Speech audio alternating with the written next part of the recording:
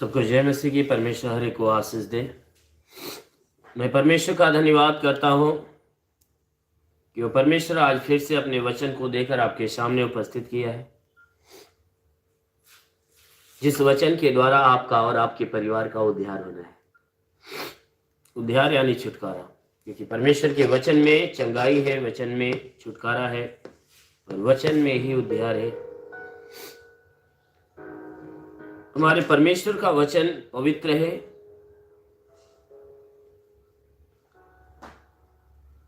और पवित्रता के साथ साथ परमेश्वर की जो वचन है बहुत सामर्थ्य है। जो कोई मनुष्य उस वचन को अपने जीवन में ग्रहण करता है, परमेश्वर उसके जीवन में बहुतायत की आशीष देता है। जो कोई मनुष्य परमेश्वर के वचन को अपने जीवन में ग्रहण करता है, परमेश्वर उसके जीवन में बहुतायत की आशीष देता है और वह आशीष से उस मनुष्य के जीवन में अद्भुत अनोखा काम प्रकट करती है। इसलिए मेरे प्रियो, परमेश्वर के वचन को गहराई से अपने अंदर उतारने की कोशिश करिए। यदि परमेश्वर की वचन आपके हृदय में जगह बनाती है तो आपके जीवन में परमेश्वर की वो आशीष जो स्वर्ग में उमड़ते रहते हैं वह आपके जीवन में उतरने पाएगी।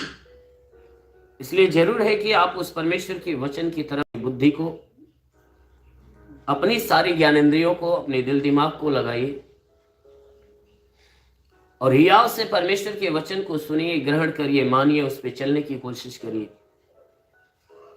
और दिल से उस परमेश्वर को आदर और सम्मान दीजिए, क्योंकि हमारा परमेश्वर अपनी आदर को पाकर, अपने सम्मान, अपनी महिमा को पाकर प्रसन्न होता है।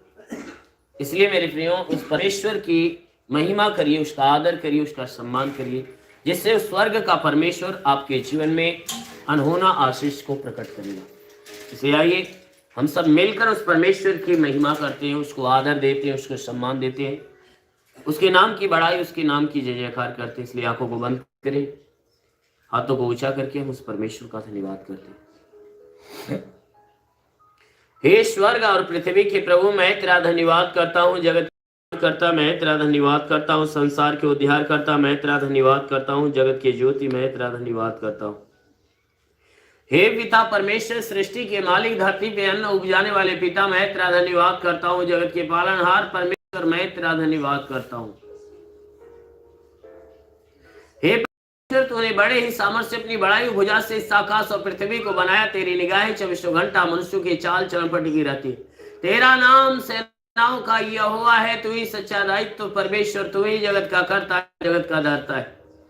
हे परमेश्वर, तू पूर्वजों के अधर्म के पाप का बदला उसके बाद उसके वंशज के लोगों को देता है और हर एक के चाल चलन के अनुसार, उसके कर्म के अनुसार उसके फल को देता है। ओ मेरे महान पराक्रमी परमेश्वर, सेनाओं के यहोवा, तू अपने पवित्र तेजस्वी सामर्थ्य बलवंत हाथों को नीचे बढ़ा, ताकि तेरे पवित्र सेवक यीशु के नाम से हर एक के जीवन में अद्भुत चिन्ह और चमत्कार प्रकट हो। क्योंकि परमेश्वर तू महान है, तू सर्वशक्तिमान है, तू दयालु, दया का सागर, प्रेम का सागर, मुक्ति के दाता, क्षमा के दाता, शांति के दाता, तू हजारों पे करुणा बरसाता है। वो मेरे महान पराक्रमी परमेश्वर, सेनाओं के यहोवा, मैं तेरा कोटि कोटि धन्यवाद करता हूँ। तेरा कोटि कोटि धन्यवाद करता हूँ। परमेश्वर हर एक को आशीष दे।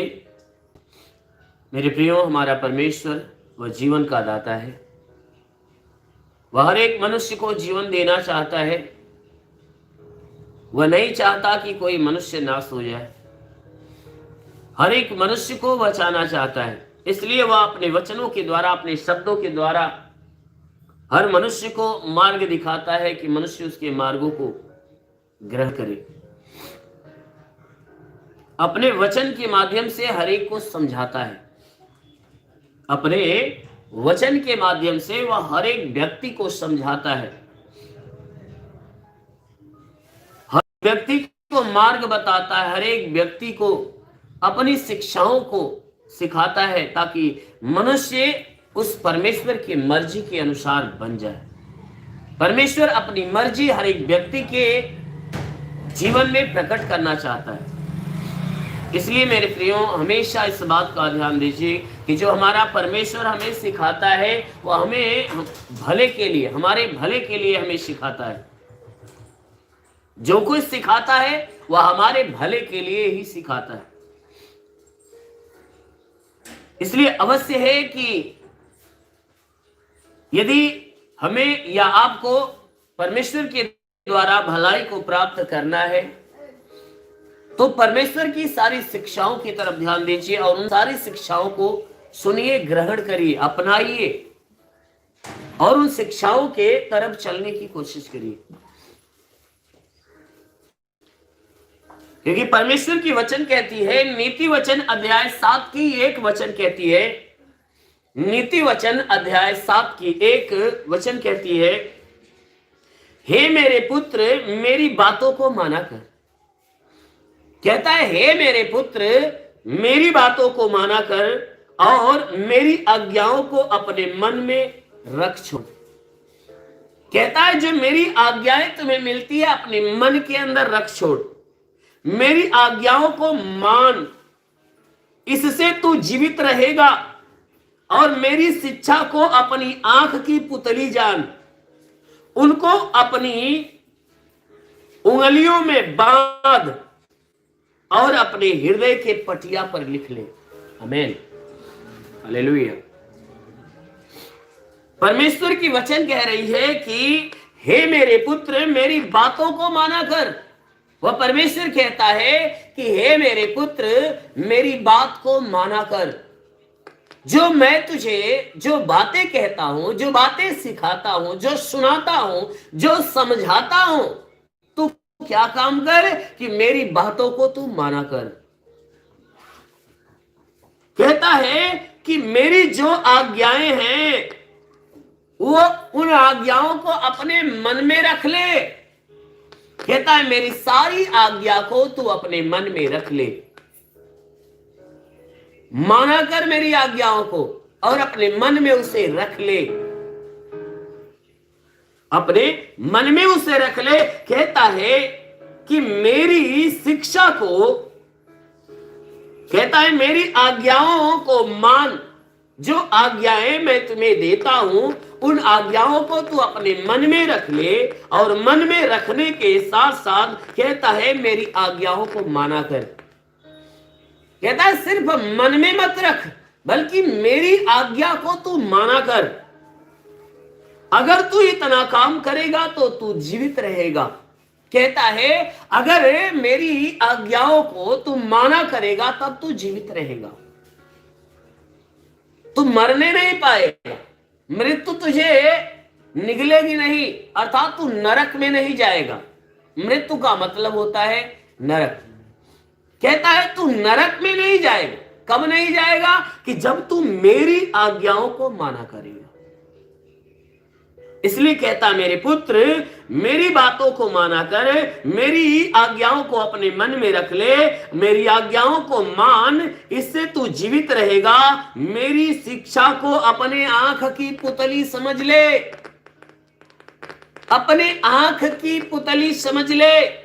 किसको? मेरी शिक्षाओं को। मेरे प्रियो, परमेश्वर की ये वचन कह रही है कि मेरी जो शिक्षा है उसको तू अपने आंख की पुतली के समान बना लेना। क्योंकि मनुष्य के शरीर के अंदर आंख एक ऐसा अंग है जो सबसे नाजुक होता है और मनुष्य अपने आंखों की रखवाली करता है, हमेशा अपने आंखों की रखवाली करता है, हमेशा रखवाली करता है। और उसके अलावा परमेश्वर भी मनुष्य के आंखों की रखवाली करता है।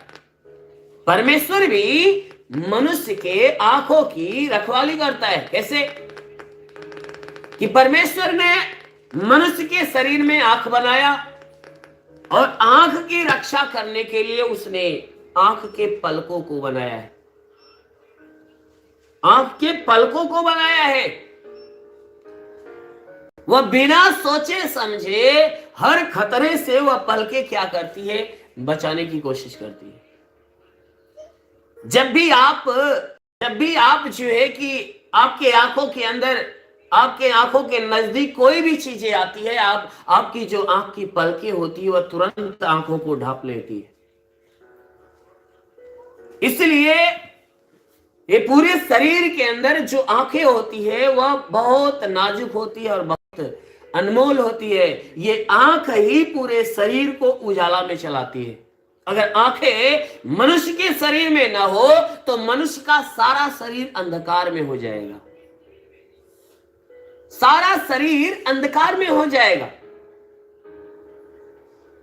मनुष्य का जो जीवन है, जो शरीर है, वह अंधकार में हो जाएगा। कोई भी चीज दिखने नहीं पाएगी, हाथ पैर को नहीं देखने पाएगा, पैर हाथ को नहीं देखेगा, या पैर किस भूमि पे कहां डालना है, किस जगह पे जाना है, वह देखने नहीं पाएगा।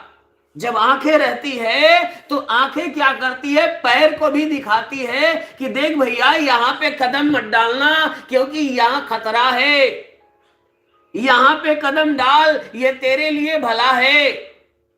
आंखें हाथ को भी दिखाती है, देख भैया ये चीजें तू छूना क्योंकि ये छूने से कुछ नहीं होगा, अगर ये छू लेगा तो तेरे हाथ में जो है तकलीफ आ जाएगी। इसलिए वचन कहती है कि जिस मनुष्य के शरीर में आंखें नहीं, उसका सारा शरीर अंधकार में होता है। इसलिए मनुष्य के शरीर में जो आंखें होती है वह बहुत बहुमूल्य होती है और आंखें अनमोल होती है। इसलिए प्रभु ने कहा कि हे मनुष्य की संतान, जो मेरी शिक्षा है, जो मेरी आज्ञा है, जो मेरी बातें हैं, उनको अपने शरीर के अंदर, जो तू आंख के पुतली को जितना महत्व देता है, कहता अपने आंख की पुतली उसे बना लेना। यह समझना कि जैसे तुम्हारे आंख की जो पुतली है सारी चीजों को तुम्हारे सामने प्रकट करती है और तुम्हें दिखा देती है कि यहां ये चीजें रखी गई है और यहां ये चीजें रखी गई, इस बात की जानकारी तुम्हें स्पष्ट मिल जाती है।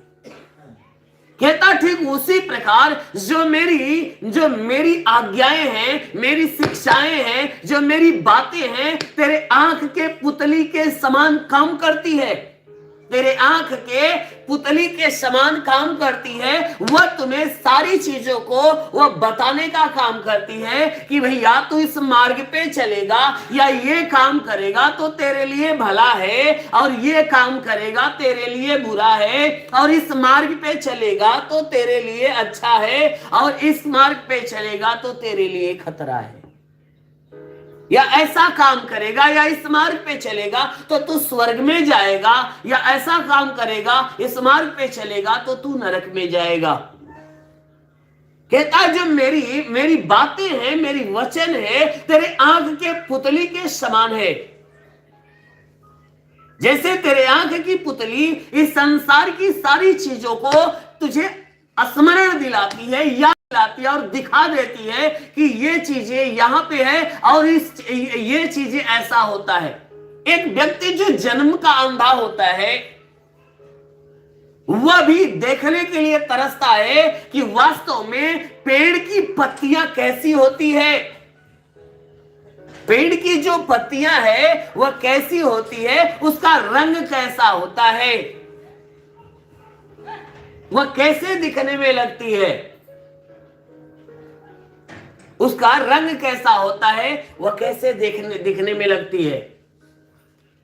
कहता है वचन इसी प्रकार वचन कहती है कि जिस मनुष्य के पास मेरी बातें होती है उस मनुष्य को ये जो जीवन है वह दिखना चालू हो जाता है कि भाई ये नरक वाला जीवन क्या होता है और स्वर्ग वाला जीवन क्या होता है। इन सारे जीवन के विषय में उसे ज्ञात हो जाता है। एक अंधा व्यक्ति ये नहीं जान पाता कि भैया लाल रंग क्या होता है और वह दिखता कैसा है, या हरा रंग कैसा होता है, वह दिखता कैसा है। वो ये जानता तो है लाल रंग होता है, हरा रंग होता है, पीला होता है और नीला होता है, लेकिन होता कैसा है वो इस बात को जान नहीं पाता। क्यों नहीं जान पाता? क्योंकि उसके पास आंखें नहीं है, वह देख नहीं पाता।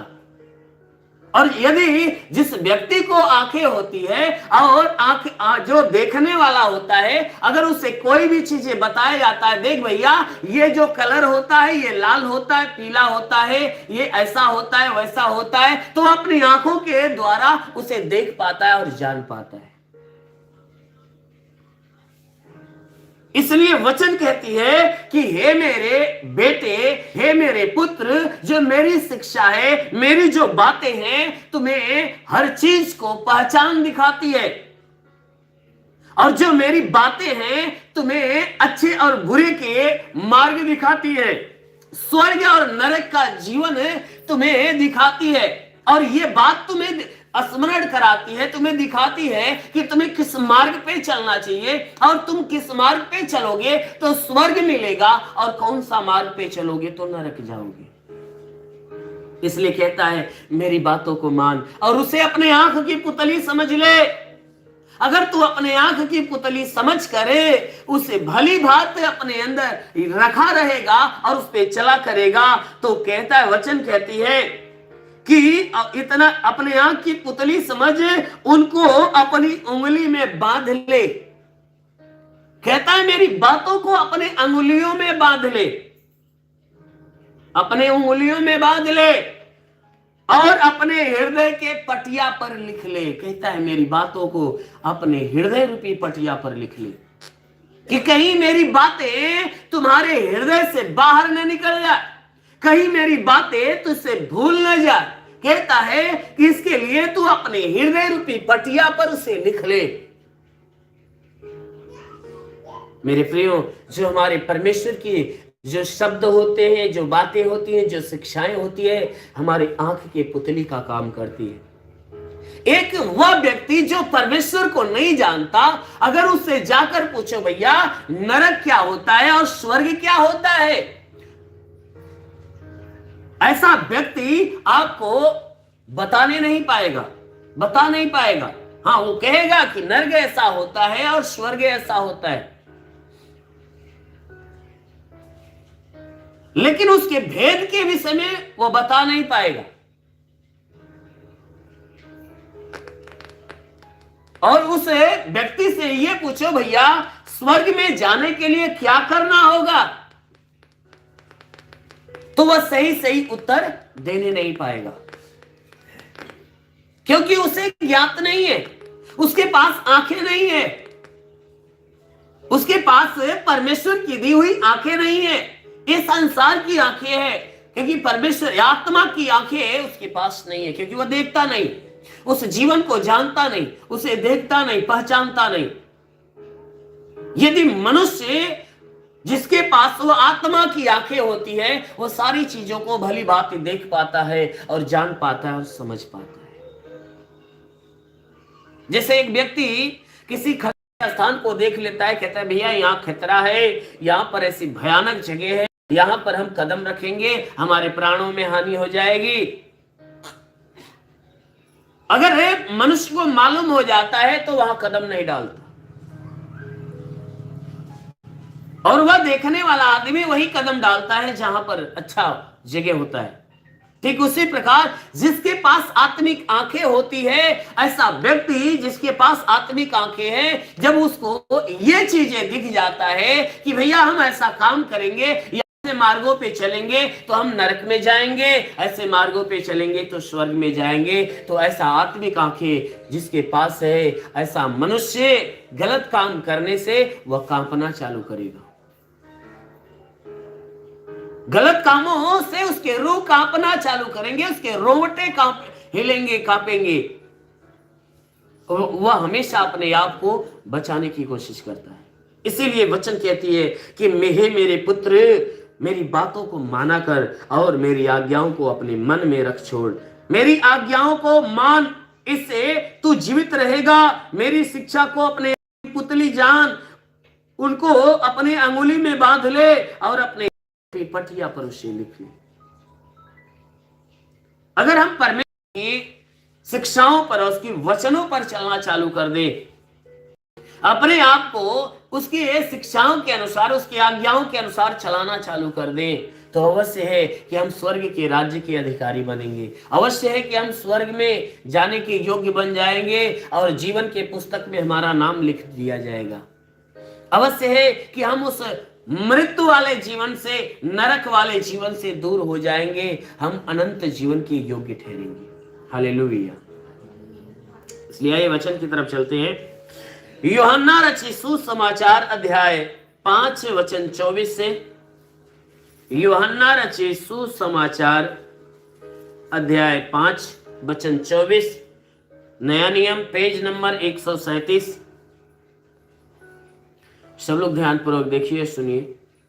मैं तुमसे सच सच कहता हूं, जो मेरा वचन सुनकर भेजने वाले पर विश्वास करता है, अनंत जीवन उसका है।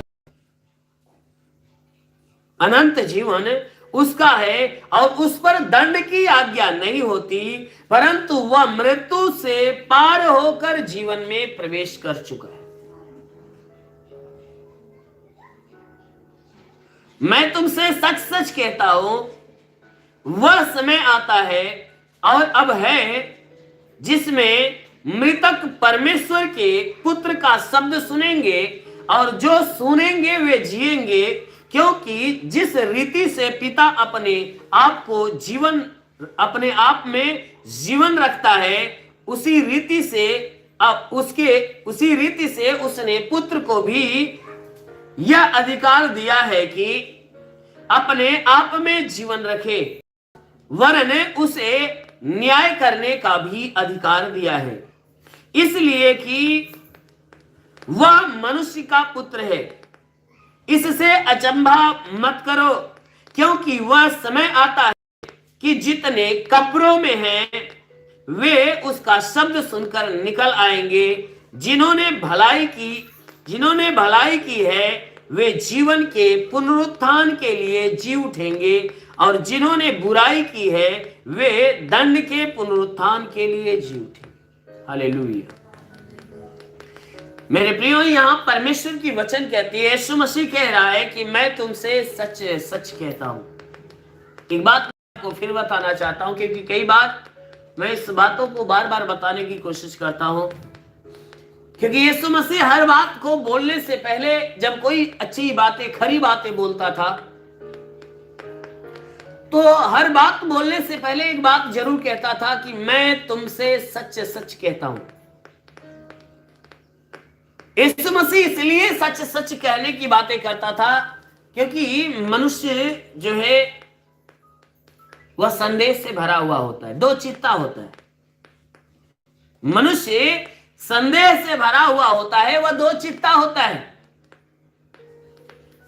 मनुष्य के भीतर दो चित्त की भावनाएं होती है। अगर किसी को कोई बात कहो और उसे कहो भैया ये बातें हैं, तो वह तुरंत मानने के लिए तैयार नहीं होगा, क्योंकि उसमें अपनी बुद्धि को लगाएगा, अपने दिमाग को लगाएगा। जब तक संतुष्ट नहीं होगा तब तक विश्वास नहीं करेगा।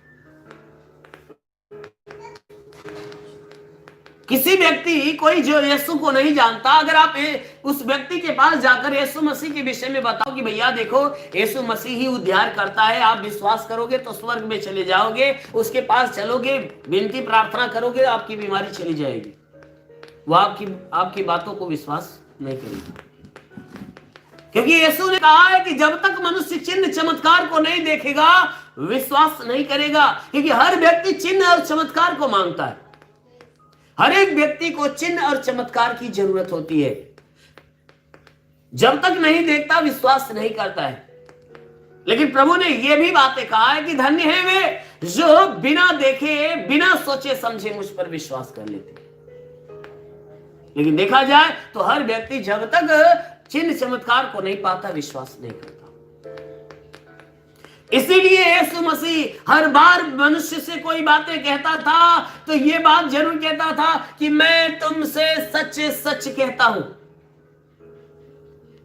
यही कारण है कि यीशु मसीह हमेशा यह बात कहता था कि मैं तुमसे सही कह रहा हूं, मेरे बात पे विश्वास करो, और जो मैं कहता हूं तो सच सच कहता हूं, झूठ नहीं कहता हूं, क्योंकि तू झूठा है, मैं झूठा नहीं हूं।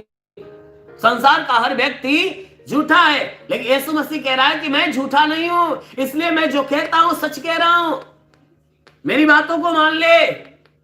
इसीलिए यीशु मसीह कहा कि मैं तुमसे सच सच कहता हूं कि जो मेरा वचन सुनकर मेरे भेजने वाले पर विश्वास करता है, अनंत जीवन उसका है। कहता है मैं तुमसे सच कहता हूं कि जो मेरी बातें सुनकर मेरे भेजने वाले अर्थात परमेश्वर के ऊपर विश्वास करता है, तो कहता है अनंत जीवन उसका है। कहता है ऐसे व्यक्ति का अनंत जीवन मिल चुका है, ऐसे व्यक्ति को मिल चुका है, उसको अनंत जीवन ढूंढने की आवश्यकता नहीं है। ऐसे व्यक्ति को अनंत जीवन ढूंढने की कोई जरूरत नहीं। कि जो मनुष्य, वचन कहती, जो मनुष्य यीशु मसीह की बातों को सुनकर इस बात पे विश्वास करता है कि यीशु मसीह जो बोल रहा है ये बातें उस अगम अविनाशी परमेश्वर की ओर से है और ये परमेश्वर की इच्छा है, अवश्य है कि उसकी इच्छा को हमें पूरा करना है। यीशु मसीह कह रहा है कि मैं तुमसे सही कह रहा हूं कि जो मेरी बात सुनकर मेरे उस भेजने वाले पर विश्वास करता है, विश्वास करने का मतलब सुनकर उसको मानना नहीं कि आप ये बात कहो कि नहीं यीशु मसीह जो बोलते थे वह परमेश्वर की ओर से बोलते थे, वह सब बातें सही सही बोलते थे, हम इस बात को हम विश्वास करते हैं। इसमें विश्वास पूरा नहीं होता। विश्वास इसमें पूरा होता है कि जिस चीज को आप मानते हो तो उसको करो। अगर आप करते हो तो आपका विश्वास पूरा है, नहीं करते हो आपका विश्वास अधूरा है। इसलिए यह वचन कह रही है कि मैं तुमसे सही बात कह रहा हूं कि जो कोई मनुष्य मेरी बात सुनकर मेरे भेजने वाले के ऊपर विश्वास करता है, यानी उसके मेरी बातों को सुनकर उन्हें मानता है, ये समझता है कि परमेश्वर ने ये आज्ञाएं हमें दिया है और वह आज्ञाओं को मानता है, उस पर चलता है, कहता है कि जो व्यक्ति इतना काम करता है अनंत जीवन उसको मिल चुका है। ऐसा व्यक्ति अनंत जीवन यानी स्वर्ग के जीवन के योग्य हो चुका है। वचन कहती है ऐसे व्यक्ति के ऊपर दंड की आज्ञा नहीं दी जाएगी, ऐसे व्यक्ति के ऊपर न्याय के समय दंड की आज्ञा नहीं दी जाएगी, क्योंकि न्याय के लिए उसे खड़ा नहीं किया जाएगा, क्योंकि न्याय के लिए खड़ा उसे किया जाएगा कि जो परमेश्वर के ऊपर विश्वास नहीं करते, उनका न्याय होने वाला है, या जो परमेश्वर के खिलाफ काम करते हैं, जो परमेश्वर के मर्जी के अनुसार जीवन जीते, जो परमेश्वर के मर्जी के खिलाफ जीवन जीते हैं, ऐसे लोगों का न्याय होगा। और जो परमेश्वर के मर्जी के अनुसार जीवन जीते हैं ऐसे लोगों का न्याय नहीं होगा। ऐसे लोगों के ऊपर दंड की आज्ञा नहीं दी जाएगी, उन्हें दंडित नहीं किया जाएगा। वचन कहती है कि उन पर दंड की आज्ञा नहीं होती, परंतु वह व्यक्ति मृत्यु से पार होकर जीवन में प्रवेश कर चुका है। परंतु ऐसा व्यक्ति जो होता है, जो सुनकर मानने वाला जो व्यक्ति होता, विश्वास करने वाला होता है, ऐसे मनुष्य के ऊपर दंड की आज्ञा नहीं होती, परंतु वह मृत्यु को लांघ जाता है, पार कर देता है, वह जीवन में प्रवेश कर चुका होता है। ऐसे व्यक्ति के मार्ग में वह नरक वाला जीवन नहीं होता, क्योंकि वह व्यक्ति नरक वाले जीवन से दूर हो जाता है। कहां पहुंच जाता है? स्वर्गीय जीवन की तरफ पहुंच जाता है। इसलिए वचन में वह कहता है, फिर कहता है मैं तुमसे सच सच कहता हूं। फिर आगे वचन में कहता है कि मैं तुमसे सही सही कहता हूं कि वह समय अभी आता है, अभी वह समय आता है, अभी चल रहा है, वह समय आता है, आने वाला नहीं है, आता है, यानी वर्तमान में वह समय चल रहा है। कहता है कि मैं तुमसे कहता हूं कि वह समय आता है और अब है। कहता है वह समय अभी है और वह चल भी रहा है, यानी वर्तमान का समय, कि जिसमें मृतक परमेश्वर के पुत्र का शब्द सुनेंगे और जो सुनेंगे वे जिएंगे। हालेलुया। यीशु मसीह ने ये जो बातें बोला बहुत बड़ी बातें हैं। यीशु मसीह ने जो कहा कि अभी वह समय आता है और अब है, यानी जो समय लगातार उस समय, यानी उस समय की बातें कर रहा है कि जिस समय वह लोगों से कह रहा था, कह रहा है कि वह समय अभी चल रहा है और ये चलते हुए आगे जो आने वाला है, कह रहा है कि ये समय जो है अभी है, जिसमें क्या होगा, जितने मृतक हैं परमेश्वर के शब्द सुनेंगे और जो सुनेंगे वे जिएंगे। मेरे प्रियो, ये मृतक की बातें कहा है कि जितने मृतक हैं, ऐसे लोगों के लिए नहीं कहा जो मर गए। मृतक का जो नाम दिया तो उन लोगों का नाम नहीं जो मर चुके हैं, जो दफन किए गए या जला दिए गए या बहा दिए गए, ऐसे लोगों के लिए नहीं कहा। मृतक उन लोगों के लिए कहा है कि जो पाप में गिरे हुए, क्योंकि हर मनुष्य मुर्दों के समान है। जो यीशु को नहीं जानता वह मुर्दों के समान है। इसलिए कहता है कि अभी वह समय चल रहा है जिनमें क्या होगा कि जो मृतक हैं वह परमेश्वर के शब्द सुनेंगे, यानी जो पापी हैं वह परमेश्वर के शब्द सुनेंगे और जितने लोग सुनेंगे वे क्या हो जाएंगे, जिएंगे। वे जिएंगे और वह 2 साल 4 साल 10 साल 20 साल 50 साल के लिए नहीं, बल्कि वह अनंत काल के लिए जिएंगे। उसने, यीशु ने कहा कि वे जो मरे हुए हैं मुर्दों के समान हैं, जिनके पास कोई जीवन नहीं है, अगर वह परमेश्वर के शब्द सुनेंगे तो वह जीवन को पा जाएंगे और वे जी जाएंगे।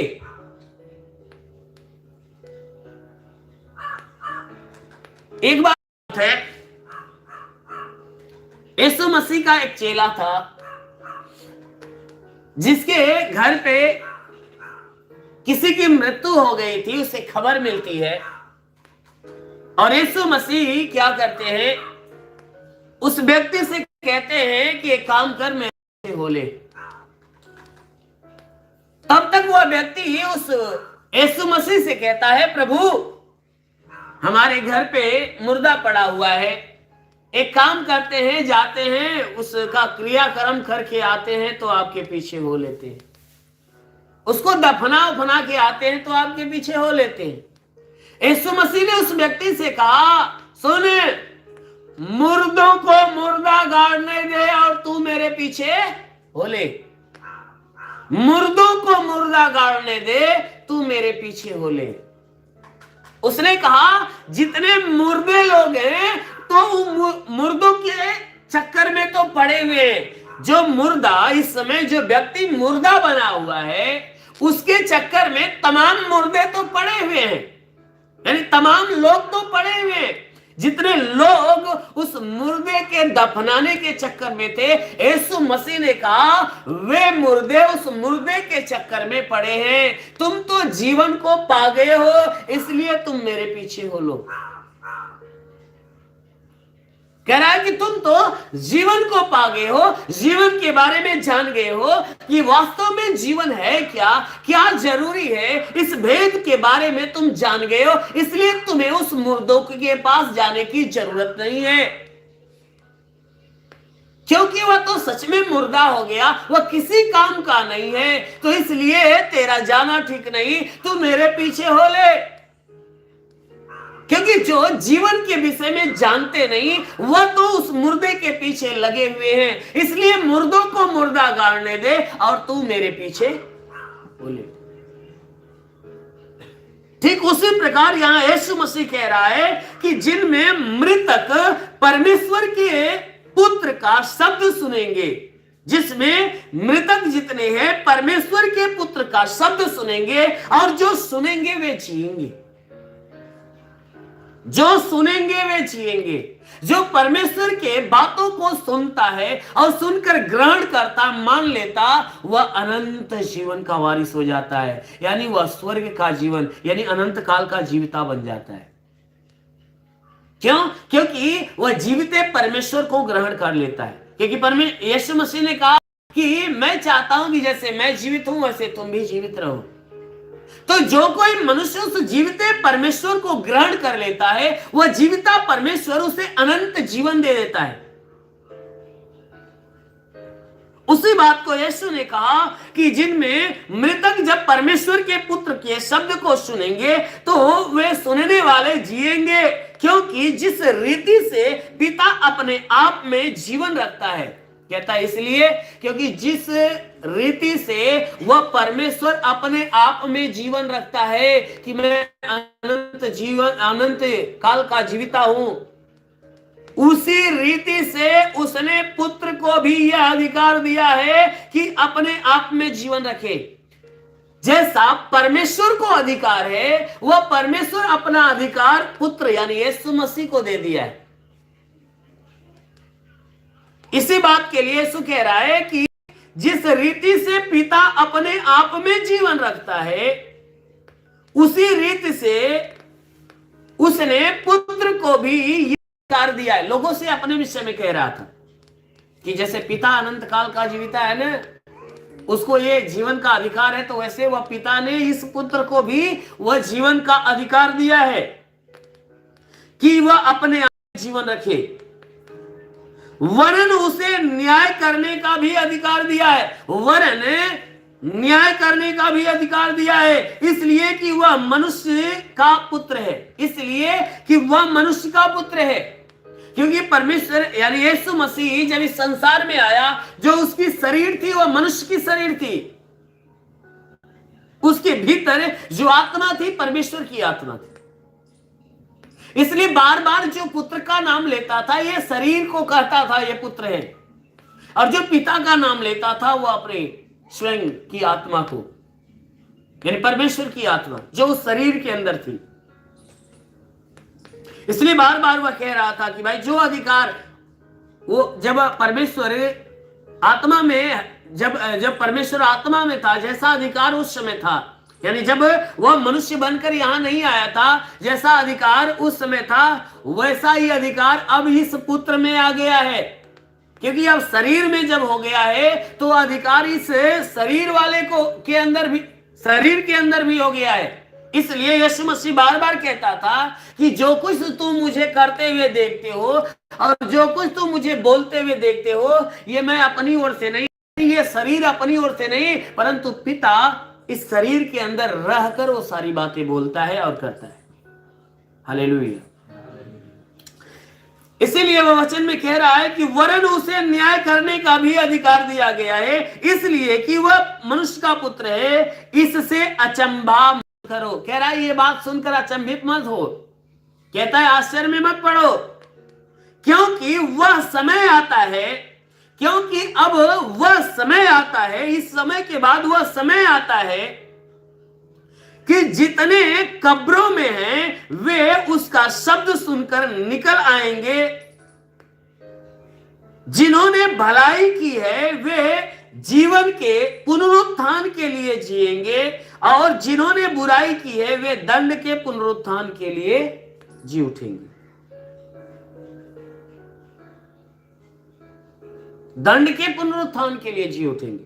कह रहा है कि अचंभा मत करो, क्योंकि वह समय आता है कि जितने कब्र में जो दफन कर दिए गए, जो जला दिए गए, जो बहा दिए गए, कहता है कि जो दफन कर दिए गए, जितने कब्र में पड़े हुए हैं, वे क्या होगा?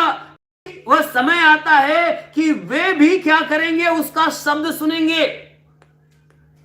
जब ललकार का शब्द होगा वे भी क्या करेंगे? उसके शब्द को सुनेंगे। ये किस समय की बात है? अंत के समय की बातों के विषय में बता रहा है कि जब ये सृष्टि नाश की जाएगी, जब वह बादलों से उतरेगा, तो कह रहा है कि जब ललकार के शब्द होंगे तो जितने मुर्दे हैं जो कब्रों में पड़े हैं, जब उसका शब्द सुनकर निकल आएंगे, क्योंकि उस समय जितने मुर्दे हैं वे जिलाए जाएंगे।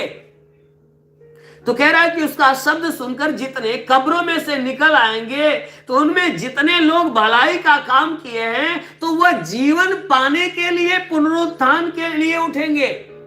वह जीवन के पुनरुत्थान के लिए उठेंगे, यानी उन्हें जीवन मिलेगा। स्वर्ग में प्रवेश करने के लिए उनका पुनरुत्थान होगा, यानी वह फिर से शरीर के अनुसार जिलाए जाएंगे, उन्हें शरीर दिया जाएगा, उन्हें फिर से शरीर दिया जाएगा। यही ढांचा होगा, यही सब कुछ होगा। फर्क इतना होगा कि ये शरीर जो आपके अंदर है, ये शरीर नाशवान है, उस समय यही इसी प्रकार शरीर दी जाएगी, ऐसा ही होगा। लेकिन वह शरीर नाशवान नहीं बल्कि अविनाशी होगी, महिमामय शरीर होगी। वह नष्ट होने शरीर नहीं होगी। ऐसा शरीर नहीं होगा कि आग में फेंक दो तो वह जल जाए, जल के राखी बन जाए, नहीं, ऐसी शरीर नहीं होगी। वह ऐसी, यानी जैसा आपका रूप रेखा है, जैसा आंख है, जैसा कान, जैसा मुंह, जैसा हाथ, जैसा पैर है ना, ऐसी ही शरीर दी जाएगी। लेकिन फर्क इतना होगा कि ये शरीर नाशवान है, मरने वाली है, लेकिन वो शरीर जो दी जाएगी वह मरने वाली नहीं होगी, वह अविनाशी अनंत काल के जीविता की वह शरीर होगी। इसलिए कहता है कि उस समय जब मुर्दे जिंदे होंगे, जब कब्रों में से बाहर निकलेंगे, तो उनमें से जिन्होंने भलाई की है वे जीवन के पुनरुत्थान के लिए जिएंगे, यानी स्वर्ग के लिए पुनरुत्थान उनका होगा। और जिन्होंने बुराई की है वे दंड के पुनरुत्थान के लिए जी उठेंगे, यानी वे जो बुराई का काम किए हैं वे दंड की आज्ञा उनके ऊपर सौंपने के लिए, अर्थात उन्हें दंडित करने के लिए उनका पुनरुत्थान होगा। पुनरुत्थान तो सबका होने वाला है, जो अभी मर रहे हैं, जो मर गए हैं, अभी जो मरने वाले, सबका पुनरुत्थान होगा। और उस समय जितने जिंदे रहेंगे उनको तो ऐसे ही उन्हें शरीर देकर उठाया जाएगा। लेकिन जो मरे हुए हैं, मरे हुए की बातें कह रही है कि ये वचन है मरे हुए लोगों की बातें बता रही है। मेरे प्रियो, मैं आपको एक बात बताना चाहता हूं कि बहुत से ऐसे हैं जो मरते हैं तो कुछ लोग जो है कि कब्रों में दफन कर दिए जाते हैं, और कुछ लोग ऐसे हैं आग से दिए जाते हैं, कुछ लोग ऐसे हैं पानी में बहा दिए जाते हैं। लेकिन रह गई बात कि इन तीनों में से चाहे जो प्रक्रिया करो, ये शरीर मिट्टी में मिलने वाली है। बहाओगे तब भी, जलाओगे तब भी राख बन के मिट्टी में मिलना है, और दफन कर दोगे तब भी शरीर जो कि सड़ कर मिट्टी में मिल जाएगी। चाहे जिस भांति से मिट्टी में मिलना ही मिलना है। इसलिए जिस समय मनुष्य मृत्यु में गिरा, यानी वह पाप में गिरा, उस समय परमेश्वर ने अग्नि को और जल को और इस पृथ्वी को कहा, भैया तुम्हें क्या करना है, मेरी दी हुई शरीर को अपने अंदर संभाल कर रखना है। मेरी जो शरीर तुम्हें दी जाती है, तुम क्या करना, संभाल कर रखना, कि जब पुनरुत्थान के समय जब मैं आऊंगा ना, तुमसे हर शरीर को ले लूंगा। जिसकी जिसकी शरीर को तुम लिए हो, उन हर शरीर को मैं क्या करूंगा, वापस लूंगा। तो जितने जलाए हुए रहेंगे, और जितने बहाए हुए रहेंगे, और जितने कब्र में दफनाए हुए रहेंगे, वह सब के सब क्या होंगे, पुनरुत्थान के समय में जिंदा किए जाएंगे, फिर से शरीर दी जाएगी। फर्क इतना होगा, ये शरीर ये नष्ट होने वाली है, ये मिट जाने वाली है, लेकिन वह फर्क इतना ही होगा कि उस समय जब दोबारा शरीर दी जाएगी तो वह मिटने वाली नहीं होगी। जैसे इस शरीर के अंदर ताड़नाएं होती है, जैसे दर्द उठता है, कोई जख्म लग जाती, जैसा जख्म यहाँ दर्द महसूस होता है, सुई चुभने पे या कांटा चुभने पे जैसा दर्द होता है, वैसा दर्द उस शरीर में भी होगा भाइयों। ऐसा ही दर्द उस शरीर में होगा, यानी सेम प्रक्रिया, जैसा अनुभव महसूस करो वैसा अनुभव आपको महसूस करना होगा उसमें। क्योंकि बहुत से कहने वाले मिलते हैं, भैया 4 दिन का जिंदगी है, ऐसा आराम कर लो, मरने के बाद क्या होगा हम जानेंगे। लोग क्या कहते हैं, ऐसी बातें बोलते हैं, भैया मरने के बाद कौन देखता है, कोई और नहीं देखेगा, आप ही देखोगे, क्योंकि आपको यहां परदेसी बनाकर भेजा गया है और ऐसे ही आपको अपने देश में जाना होगा। तो भैया ये मत समझना कि नहीं मरने के बाद कौन जानेगा क्या होगा हमारे साथ, आप जानोगे। जैसे ज्ञानेंद्रियां आपकी काम कर रही उसी प्रकार काम करेगी। जितनी ताड़नाएं, जितने दंड आपको दिए जाएंगे, वह सारे दंड आपके शरीर में महसूस होंगे, आप सहेंगे, चिल्लाएंगे, रोएंगे, ऐसी प्रक्रिया होगी।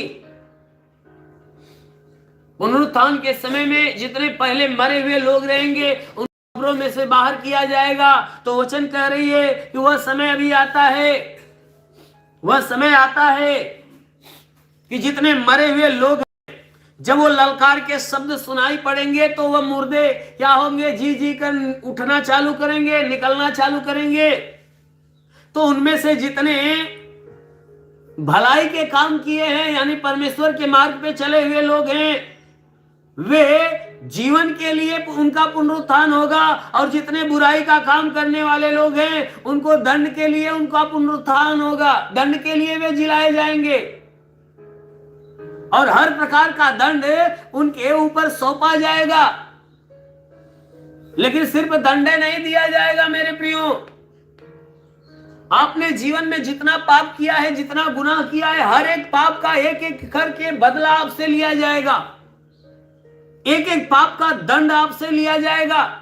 उसके बाद जब आपको पूरा दंड दे दिया जाएगा, जब सारा दंड आपके ऊपर पूरा हो जाएगा, तो एक ही जगह मिलेगा जब जहां पे आपको रखना है, वो आग की झील जिसे नरक कहा जाता है। आग की झील जिसे नरक कहा जाता है, जहां की आगे ना तो कभी बुझती है, ना ही नम होती है, और जहां के कीड़े ना कभी मरते हैं ना ही कम होते हैं। लास्ट में सारा दंड आपको देने के बाद आपको उस नरक के झील में डाल दिया जाएगा। नरक के झील में आपको डाला जाएगा। क्योंकि आप इस बात को ध्यान से आप सुनिएगा, क्योंकि मैं कई बार इस बात को बता चुका हूं, इसलिए बताना चाहता हूं बार बार। आत्मा इसलिए हमें उत्साहित करती है बताने के लिए कि जितने मन नहीं फिराए हैं वह मन फिरा ले, क्योंकि वह दिन अभी निकट है, वह दिन बहुत निकट है, बहुत जल्दी आने वाला है, क्योंकि बहुत दूरी नहीं है। ये समझ जाइए कि यीशु मसीह आने के लिए बिल्कुल तैयार है, सज संवर कर। जैसे एक दूल्हा होता है, जब सज जाता है और सजने के बाद गाड़ी में बैठ जाता है और दुल्हन को लेने के लिए तैयार हो जाता है, गाड़ी स्टार्ट हो जाती है, अब गाड़ी की गियर लग जाती है और ड्राइवर क्लच छोड़ने वाला होता है। ये समझ जाइए उसी पोजीशन पे यीशु मसीह है कि उसका ड्राइवर गियर लगाकर क्लच छोड़ने वाला है, और जब ही क्लच छोड़ेगा कि गाड़ी चल देगी और मंजिल तक पहुंच जाएगी। यीशु मसीह इतनी तैयारी में है। एक उदाहरण के रूप में और मैं आपको बताना चाहता हूं कि जैसे घर के भीतर कोई आदमी बैठा होता है और घर के बाहर निकलते समय जब वह द्वार पे आकर खड़ा होता है और एक पैर अंदर और एक पैर बाहर निकलने वाला होता है, तो जिस तैयारी में होता है कि मैं एक कदम डालकर और बाहर निकलूं, ये समझ जाइए उसी पोजीशन पे यीशु मसीह है। उसी पोजीशन पे यीशु मसीह है, क्योंकि वह अपना कदम बढ़ा चुका है और उसे सिर्फ इस संसार में, इस पृथ्वी पे उतरना है। क्योंकि इस घटनाओं के विषय में यीशु मसीह ने बता दिया कि मेरा आना जब होगा, यानी अंत का समय जब आएगा, उस समय आने से पहले ये घटनाएं होंगी। उन सारी घटनाओं के विषय में, सारे चिन्हों के विषय में यीशु ने बता दिया, जो चिन्ह हमारे और आपकी आंखों के सामने और हमारे और आपके ऊपर गुजर रहे हैं, वह गुजर रहे हैं, बस वह समय चल रहा है। उसने सारा चिन्ह बताया कि देश देश पे चढ़ाई करेगा, राज्य राज्य पे, जातियां जातियों में लड़ाई होगी, जगह जगह भूकंप होंगे, युद्ध छिड़ेंगे, महामारियां पड़ेंगी, बाप बेटे में लड़ाइयां होंगी, सास बहू में लड़ाई होगी, भाई भाई में लड़ाई होगी, प्रेम ठंडा पड़ जाएगा। आप सारी प्रक्रियाओं को देख रहे हो, सारी घटनाओं के विषय में आप देख रहे हो। ये अंत के दिन आने का चिन्ह है। प्रभु ने कहा जब इसको होते देख रहे जान जाना कि मैं आने वाला हूं।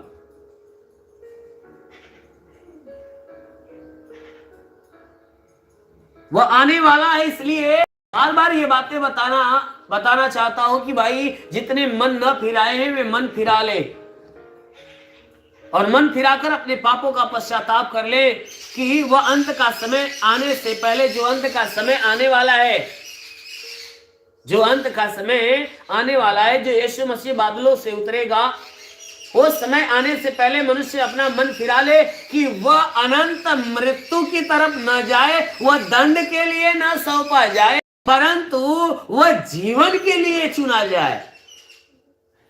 वह दंड के लिए न सौंपा जाए, परंतु वह जीवन के लिए चुन लिया जाए। इसलिए वचन कहती है कि उस समय जितने गड़े हुए जलाए हुए लोग हैं, जितने मुर्दों के समान पड़े हुए लोग हैं, यानी जो मर गए हैं, कहता है कि जब पुनरुत्थान की ललकार होगी तो उसके ललकार को सुनकर जितने गड़े हुए लोग हैं जिंदे होंगे, जिनमें से जितने भलाई की करने वाले लोग हैं वे चुने जाएंगे और वह जीवन के लिए चुने जाएंगे, और जितने बुरा काम करने वाले लोग हैं वह दंड के लिए सौंपे जाएंगे। उनका पुनरुत्थान जो है कि मृत्यु के लिए होगा। पहले उन्हें दंड दिया जाएगा, और दंड कैसे दिया जाएगा? आपके जीवन का, यानी जब से आप होश संभाले हो तब से लेकर और जब तक आप पृथ्वी पे खड़े थे तब तक के बीच में जितना आप पाप किए हो और जितना बार किए हो, सारा पाप आपका हो जाएगा। जब न्याय आपका होगा ना, उस समय सारा पाप आपका, एक एक पाप गिना जाएगा, और वह पाप गिनते समय आपका यह देखा जाएगा कि आपने एक ही पाप कई बार किए हो, कितने बार हो। मान लीजिए आपने चोरी किया, तो चोरी किया है तो आपने अपने जीवन में कितना बार चोरी किया है? आपने झूठ बोला है तो कितना बार झूठ बोला है? आपने गाली दिया, कितना बार गाली दिया है? आपने हत्या किया या बुरे विचार बेविचार किया तो कितना बार किया है? वो लिस्ट तैयार हो गया। उसके बाद मेरे प्रियो, दंड देने के लिए आपको ये जो झूठ का दंड होता है और जो गाली का दंड होता है, जो चोरी का दंड होता है, वो अलग अलग दंड है। तो मान लीजिए आपने जीवन में चोरी 1000 बार की है या 100 बार की है, तो आपने जीवन में चोरी अगर 100 बार की है तो जो चोरी वाला दंड है तो एक बार नहीं दिया जाएगा, वो 100 बार आपको दिया जाएगा। आपको वह दंड 100 बार दिया जाएगा, और जब वो चोरी वाला दंड पूरा हो जाएगा तो झूठ वाला दिया जाएगा। आपने जीवन में कई बार झूठ बोले हो, कई बार आपको झूठ वाला दंड दिया जाएगा। ऐसा कर करके जीवन में जितना बार आपने गुनाह किया है, पाप किया है, जितना बार गुनाह और पाप किया है, सारे गुनाहों का दंड आपको दे दिया जाएगा। तो आपकी हालत कैसी हो जाएगी? अब ये समझ जाओ कि ये दंड आप अब जानते होंगे, क्योंकि हर मनुष्य का पाप हर मनुष्य की आंखों के सामने होता है। जैसे मान लीजिए आपने चोरी किया है या हत्या किया है, तो ये हत्या वाला शब्द अगर आपके कानों में जब जाएगा ना, तो आपका पाप याद आ जाएगा, अरे हम भी हैं। हत्या वाला शब्द जब आपके कानों में जाता है तो आपको याद दिलाता है, अरे हमने किया है, चोरी आपने किया है। जब चोरी का शब्द कोई और मनुष्य अगर अपने मुंह से बोलता है तो आपकी चोरी आपको याद आ जाती है। झूठ आपको याद आ जाता है, व्यभिचार आपको याद आ जाता है। आपने चुगली का काम किया है और चुगली करके किसी के जीवन में हानि पैदा कर दिया है, तो ये शब्द जब आपके कानों में जाएंगे आपके पाप याद आ जाते हैं। हाँ, हम भी किए हैं, लेकिन याद तो आ जाते हैं, वो आपका काम दिख जाता है, लेकिन आप कबूल नहीं करते। इसलिए मेरे प्रियो, दंड जब दिया जाएगा तो सारे पापों का दंड आपको दिया जाता है। अब जब सारे पापों का दंड आपको दे दिया जाएगा, आपकी हालत तो बड़ी बेहाल हो जाएगी। उसके बाद प्रभु आपको छोड़ने वाला नहीं है, क्योंकि वचन कहती है कि जब वह बादलों से उतर कर पृथ्वी पे आएगा, जब वो पुनरुत्थान का समय आएगा, जब न्याय का समय आएगा, तो उस समय में किसी के ऊपर दया नहीं की जाएगी, किसी के ऊपर दया नहीं की जाएगी, क्योंकि उस समय मनुष्य का पुत्र अर्थात यीशु मसीह जो है वह न्याय के लिए न्याय सिंहासन पर बैठेगा। क्योंकि न्याय सिंहासन पर बैठने वाला मनुष्य सिर्फ हाँ की बातें हाँ में और नहीं की बातें नहीं में करता है। वह किसी का पक्षपात नहीं करता। जो सच्चा न्यायी होता है, तो सही सही न्याय करता है, वह न्याय करने वाला व्यक्ति वह पक्षपात करने वाला नहीं होता, बल्कि हाँ की बातें हाँ में और नहीं की बातें नहीं में। अगर आपने पाप किया है तो कहेगा आप गुनहगार हो, आप सजा के योग्य हो। अगर आप पाप नहीं किए हो तो वह कहेगा भैया आप सजा के योग्य नहीं हो, आप माफी के योग्य हो, छोड़ने के योग्य हो। इसलिए उस समय किसी के ऊपर दया नहीं की जाएगी, बल्कि जब आपको सारा दंड दे दिया जाएगा, उसके बाद आपको उठाया जाएगा और उस नरक के झील में फेंक दिया जाएगा। किस भांति से फेंका जाएगा? कि जैसे एक भोजन पकाने वाली स्त्री जब भोजन पकाती है और पकाते समय भूसी को उठाकर जैसे आग में झोंकती है, जो भूसी झोंकते समय ना ही उसके अंदर दया आती है, ना ही मोह, ना ही माया आती है, और वह उठाकर जरूरत समझकर उसमें फेंकती है। ठीक उसी प्रकार जितने भूसी के समान लोग हैं, अर्थात जितने पाप से भरे हुए लोग हैं, ऐसे लोगों को भूसी के समान उठाया जाएगा और उस अनंत काल के झील में झोंक दिया जाएगा, आग के झील में झोंक दिया जाएगा। क्योंकि बाइबल की वचन बताती है कि उसका सूप उसके हाथ में है, वह अनाज को भूसी से अलग करेगा। उस परमेश्वर का सूप यानी यीशु का सूप तो उसके हाथ में,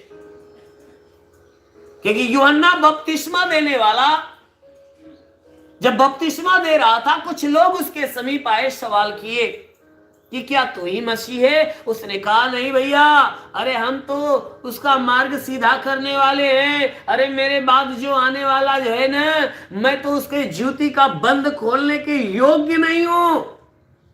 कहता है मैं उसके जूती का जो बंधन है ना, उसको खोलने के योग्य नहीं हूं। अरे तो मुझसे कहीं महान है, कई गुना महान है। मैं तो तुम्हें पानी में मन फिराव की बपतिस्मा देता हूं, लेकिन वह आएगा तुम्हें आग और पवित्र आत्मा में बपतिस्मा देगा। अरे उसका सूप तो उसके हाथ में है, वह हर अनाज को वह भूसी से अलग करेगा और अनाज को अपने खत्ते में इकट्ठा करेगा, अपने खलिहान में इकट्ठा करेगा और भूसी को उस आग में झोंक देगा। तो वह किसी और के लिए नहीं कहा।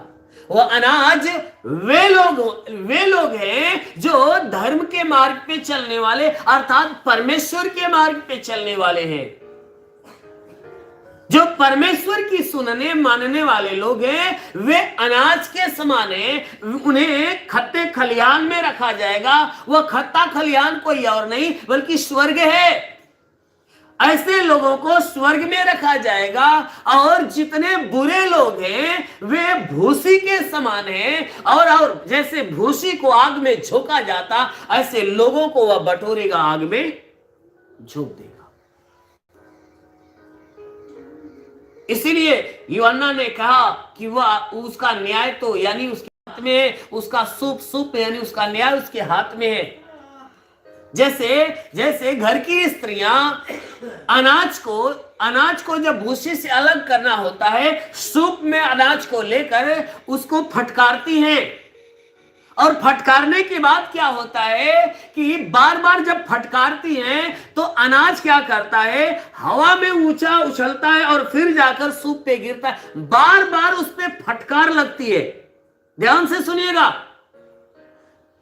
अनाज को बार बार वह फटकार दिया जाता है। जब बार बार उसे चोट दिया जाता है तो उस चोट में जितने भूसी होती है वह क्या होती है, सूप से बाहर उछल जाती है, सूप से बाहर उछल जाती है।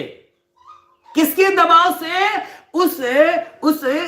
उस घाव और हवा के प्रेशर से वह क्या होती है, भूसी वह सूप से उछल कर वह बाहर गिर जाती है। और उसके बाद ऐसे कर करके वह घर की स्त्रियां, रसोई की स्त्रियां क्या करती है, ऐसा कर करके वह अनाज को क्या करती है, भूसी से अलग कर देती है। और अनाज क्या होता है, बिल्कुल साफ हो जाता है। जब अनाज साफ हो जाता है तो उसे काम के लिए रखती है। जब अनाज साफ हो जाता है तो उसे काम के लिए रखती है, और जब काम के लिए रख लेती है उसके बाद जब सारा अनाज भूसी से अलग कर लेती है, भूसी को किससे इकट्ठा करती है, झाड़ू से इकट्ठा करती है। और विधवत झाड़ू से इकट्ठा करके बिना इज्जत मान मर्यादा से वो क्या करती है, उन्हें हाली हाली बटोरती है, और बटोरने के बाद गड्ढे में फेंक देती है, आग में फेंक देती है। क्या होता भैया, ये बिना काम की। ठीक उसी प्रकार यीशु करने वाला है। यीशु के हाथ में सूप है और हम उस सूप के अंदर हैं। यीशु बार बार अपने लोगों को फटकारता है कि जितनी गंदगी बाहर निकल जाए, जितनी गंदगी है वो क्या हो, बाहर निकल जाए, और जितने गंदे लोग हैं इनसे अलग हो जाए। उसके बाद वह अपने जनों को अपने खलिहान में और भूसी को नरक की आग में फेंकेगा। उसी बात को यहां वचन कहती है कि उस समय उस समय अंत के समय में, जब पुनरुत्थान के समय में जिलाए जाएंगे, उस समय जितने भूसी के समान अर्थात बुरे लोग होंगे उन्हें इकट्ठा किया जाएगा, न्याय के लिए सौंपा जाएगा, उनका न्याय होगा, उन पे दंड की आज्ञा होगी, वे नरक में फेंके जाएंगे। और जितने भले लोग हैं उन्हें अनंत जीवन के लिए उन्हें चुना जाएगा, चुनकर खत्ते में इकट्ठा किया जाएगा। और जब खत्ते में इकट्ठा किया जाएगा उन्हें निश्चित स्थान पे, जहां उनका स्थान है, वहां रख दिया जाएगा, जैसे अनाज को रखा जाता है। उसी प्रकार जितने धर्मी जन हैं, परमेश्वर के मार्ग पे चलने वाले जितने लोग हैं, ऐसे जनों को परमेश्वर उस न्याय के समय में क्या करेगा, पहले हर एक लोगों को वह क्या करेगा, वह एक जगह पे इकट्ठा करेगा, फिर उन्हें बड़े प्यार से कहेगा, हे मेरे पिता के धन्य लोगों, कहेगा कि हे मेरे पिता के धन्य लोगों, तुम उस राज्य के अधिकारी हो जाओ और तुम उस राज्य में प्रवेश करो, तुम उस नगर में प्रवेश करो जो पिता ने तुम्हारे लिए सृष्टि के उत्पत्ति के पहले से तैयार किया है। कहता है तुम उस राज्य के अधिकारी हो जाओ। और जितने बुरे लोग होंगे कहेगा, हे बकरियों, हे दुष्ट जनों, अरे तुम उस आग में चले जाओ, अनंत आग के अंदर चले जाओ जो शैतान और उनके दूतों के लिए तैयार किया गया है। इसलिए मेरे प्रियो, हमारा परमेश्वर जो प्रेमी परमेश्वर है, बार बार हमें बचाना चाहता है और बार बार यही बातें कहता है कि जो कोई मनुष्य मेरी बात को सुनकर, मेरी बातों को सुनकर हमारे ऊपर, पिता के ऊपर भरोसा रखेगा, विश्वास करेगा, वह दंड में, उस पे दंड की आज्ञा नहीं दी जाएगी, वह मृत्यु में, नरक में नहीं जाएगा, ना ही दंड की आज्ञा दी जाएगी, ना ही मृत्यु दी जाएगी, बल्कि ऐसा व्यक्ति तो जीवन के योग्य हो जाता है, वह अनंत जीवन में प्रवेश कर चुका होता है। इसलिए मेरे प्रियो, ना ही आप दंड के योग्य ठहरो और ना ही आप जो है कि मृत्यु में जाने के योग्य बनो, क्योंकि परमेश्वर की वचन कहती है कि मेरी शिक्षाओं को मान। आपने अभी वचन में सुना कि हे मेरे प्रियो, मेरी शिक्षाओं को मान और उसे अपने मन में रख ले और मेरी आज्ञाओं को माना कर, और आज्ञाओं को माना कर, और मेरी आज्ञा, मेरी शिक्षा को अपने आंख की पुतली बना ले, अपने अंगुलियों में बांध ले, अपने अंगुलियों में बांध, और अपने अंगुलियों में बांध करे अपने हृदय रूपी पटिया पर लिख ले। अगर जो व्यक्ति परमेश्वर के शिक्षाओं को, वचनों को अपने अंदर रखता है और उस पर चलता है, ऐसा व्यक्ति ना ही दंड की आज्ञा के योग्य होगा, ना ही उस मृत्यु की तरफ जाने वाला होगा, क्योंकि उसको तो अनंत जीवन मिल चुका है होता है, क्योंकि उसका नाम जीवन की पुस्तक में लिख दिया गया होता है। इसलिए मेरे प्रियो, हमेशा उस परमेश्वर के अधीन रहने के लिए हमेशा इस बात का ध्यान रखो कि जिसने आपको पैदा किया, जिसने आपको बनाया है, वह आपके प्राणों की चिंता करता है, वह आपके प्राणों की चिंता करता है, आपको बचाना चाहता है, आपकी रक्षा करना चाहता है, हमें बुरे मार्गों से अच्छे मार्गों पे ले जाना चाहता है, क्योंकि वह संसार में इसीलिए आया था। यीशु मसीह जो संसार में आया था इसीलिए आया था। और ये बाइबल बताती है कि ये अंत का समय है, और इस समय में क्या करो कि अपने आप को जांचो, अपने आप को परखो कि जिस प्रभु के पास तुम आते हो और जिस प्रभु की आराधना करते हो, क्या वह प्रभु आपके प्रति यही इच्छा रखता है कि जैसा आप काम करते हो वही काम करने की, या जिस मार्ग पे चलते हो उसी मार्ग पे चलने की इच्छा रखता है? ये जो समय है बार बार इस बात की चेतावनी देता है कि भाई तुम क्या करो, अपने आप को जांचो परखो कि जिस प्रभु की तुम आराधना करते हो क्या उस प्रभु की ये इच्छा है। कहता है कि मेरे प्रियो, तुम अपने प्रभु के मर्जी को जानो और उस मर्जी को अपने जीवन में पूरा करो। अगर आप उस परमेश्वर के मर्जी को अपने जीवन में पूरा करते हो तब तो भैया दंड की आज्ञा से बच गए, क्योंकि हर एक व्यक्ति के लिए परमेश्वर की वचन दी गई है कि हर व्यक्ति अपने आप को जांचता और परखता रहे। हर व्यक्ति अपने आप को हमेशा जांचता और परखता रहे कि क्या वह परमेश्वर के इच्छा के अनुसार जीवन जीता है या उसके इच्छा के खिलाफ जीवन जीता है। यह अंत का समय है, मन फिराव का समय है। इसलिए बाइबल कहती है कि ये तो परमेश्वर के पीछे हो लेने का समय है, ये तो परमेश्वर के पीछे हो लेने का समय है कि जब वह आए तो तुम्हारे ऊपर उद्धार बरसाए। कौन आए? वह उद्धार करता आए, वह यीशु मसीह आए तो तुम्हारे ऊपर उद्धार बरसाए, यानी तुम्हें चुने और अपने साथ लेकर जाए। कब ऐसा करेगा? जब आपको मन फिराए हुए दिखेगा, आपको परमेश्वर की शिक्षा को सुनते हुए, ग्रहण करते हुए और उस पर चलते हुए देखेगा। ऐसे लोग ही उसके द्वारा चुने जाएंगे, अन्यथा हर एक व्यक्ति जो उसके खिलाफ यानी उसके अलावा है, हर एक व्यक्ति दंड के लिए सौंपे जाएंगे। इसलिए बार बार हर बार में यीशु मसीह कहता आया और उसके चेले भी इस बात को हमेशा कहते आए कि हे मुर्दे में पड़े हुए लोगों तुम जाग जाओ, हे सोए हुए लोगों, कहता हे मुर्दे में पड़े हुए लोगों तुम जी जाओ, हे सोए हुए लोगों तुम उठ जाओ।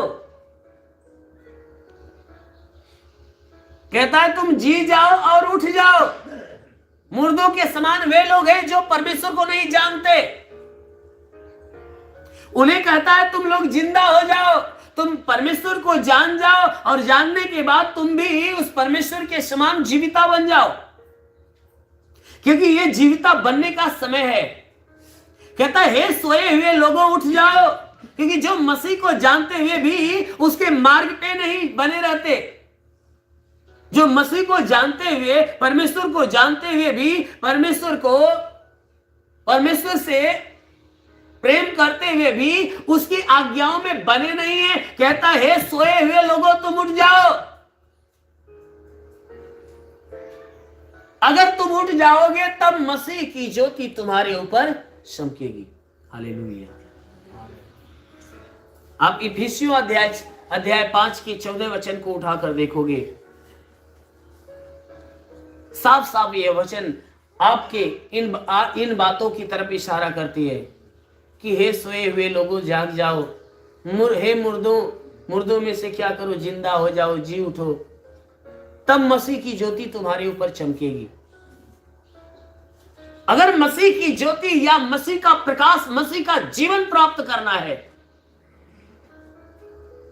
तो जितने मुर्दे में पड़े हुए लोग हैं उन्हें जीना होगा।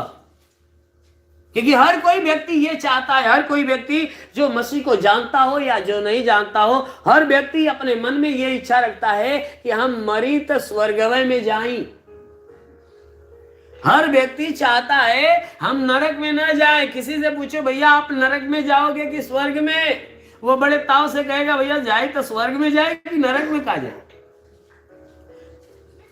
यानी कि सब लोग यही इच्छा रखेंगे कि हम स्वर्ग में जाएं, और सब लोग इच्छा रखेंगे और सब लोग जाना चाहेंगे, कोई नरक नहीं जाएगा। भले से नरक वाला काम करता हो तो क्या, लेकिन ये हर व्यक्ति इच्छा रखता है। इसीलिए वचन कहती है कि इच्छा तो रखते हो लेकिन ये चलते नहीं हो। जाने की मंजिल को तो ढूंढ लियो भैया हम स्वर्ग जाएंगे, लेकिन स्वर्ग जाने वाला जो रास्ता है उस रास्ते पे खड़े मत हो जाओ, डायरेक्ट हेलीकॉप्टर पकड़ो और वो स्वर्ग में कूद जाओ। ये हो नहीं सकता, क्योंकि वहां आने जाने का कोई साधन नहीं है। बस एक ही साधन है, एक ही रास्ता है। जो कोई उस साधन पे बैठेगा और उस रास्ते पर खड़ा होगा वही जो है कि स्वर्ग तक पहुंच सकता है। वह साधन, वह मार्ग, वह कोई दूसरा नहीं बल्कि हमारा यीशु मसीह है।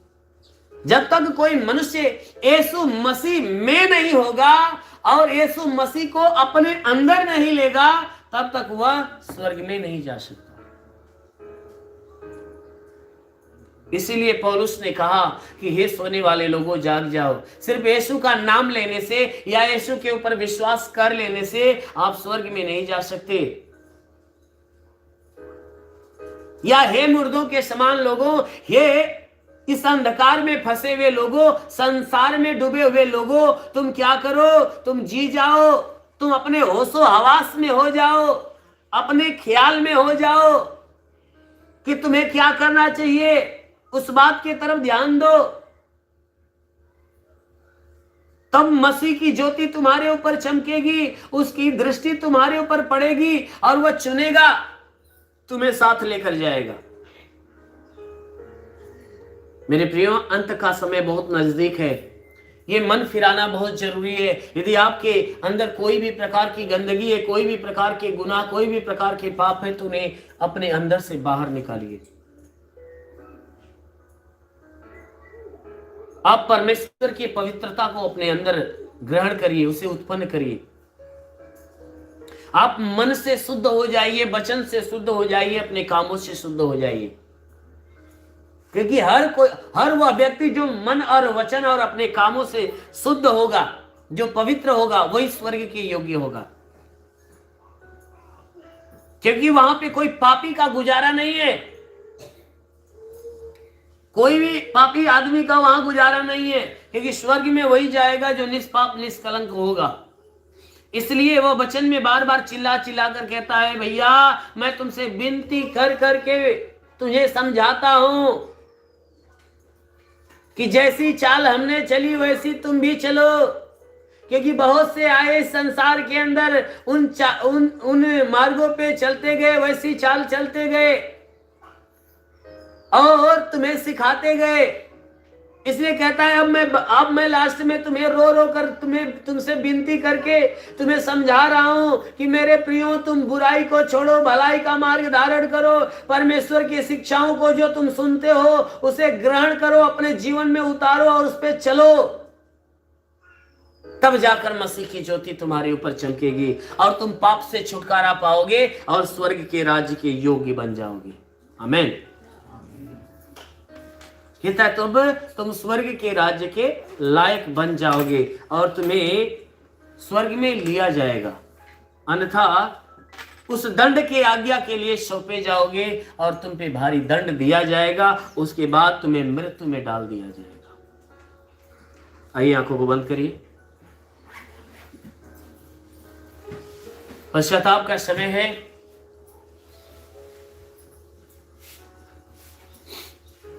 आंखों को बंद करिए। पश्चाताप का समय है।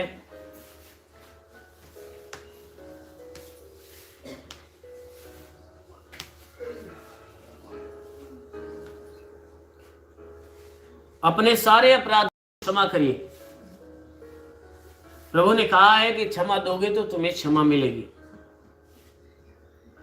इसलिए आपके जितने अपराधी बचपन से आज तक जिन जिन लोगों से तू मैं हुआ है, लड़ाई झगड़े अनबन हुआ है, नाराजगी है, दुश्मनी है, हर एक को क्षमा करिए।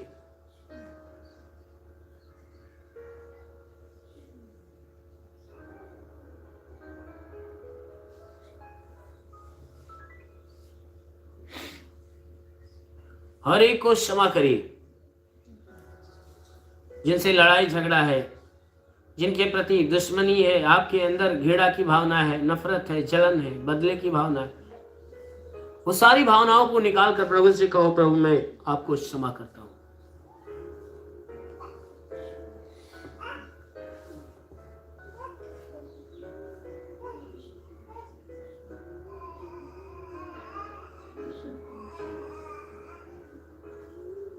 प्रभु मैं आपके नाम से उसे क्षमा करता हूं। अपने घर के हर एक सदस्य को क्षमा करिए।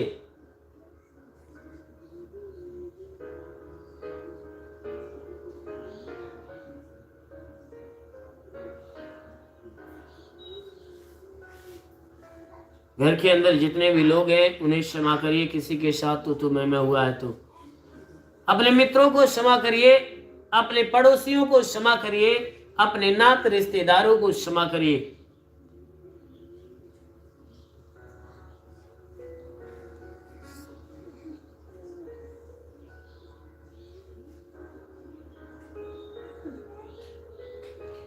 अपने नात रिश्तेदारों को क्षमा करिए।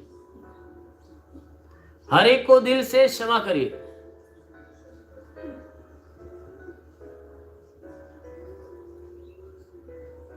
उसके बाद अपने पापों को याद करके प्रभु के सामने उसे कबूल करिए। चोरी करना पाप है, झूठ बोलना पाप है, गाली देना पाप है, किसी को सताना पाप है, भला बुरा बोलना पाप है, दाइश्य रखना पाप है, हत्या करना पाप है, बुरे विचार करना पाप है, बेविचार करना पाप है, बुरी बुरी बातें कह के ठट्ठे मारना पाप है, लोभ लालच रखना पाप है, किसी को धोखा देना पाप है, चुगली करना पाप है, श्राप देना पाप है।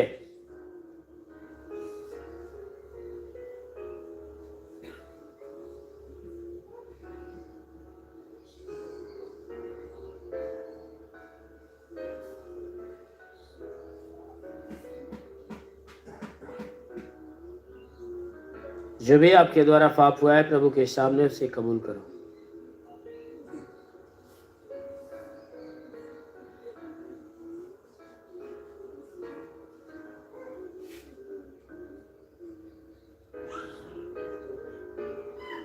हर पाप को कबूल करके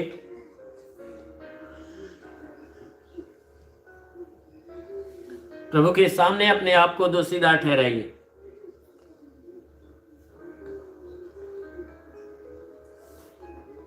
अपने आप को दोषीदार ठहराइए कि प्रभु हमने पाप किया है, हमने चोरी किया, हमने झूठ बोला, हमने गाली दिया, भला बुरा बोला है, दाइश्य रखा है, हमने हत्या किया है, प्रभु हमने बुरे विचार किया है, बेविचार का काम किया है,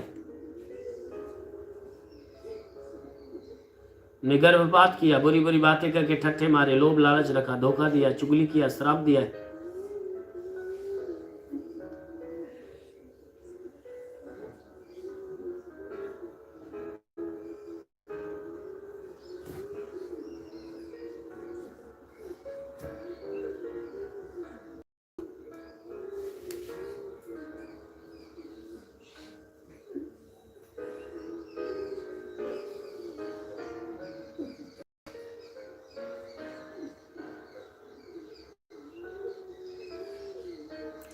प्रभु आज उन्हीं का देन है कि हमारे शरीर में बीमारी लगी है, उन्हीं पापों का देन है कि हमारे जीवन में परेशानियां हैं।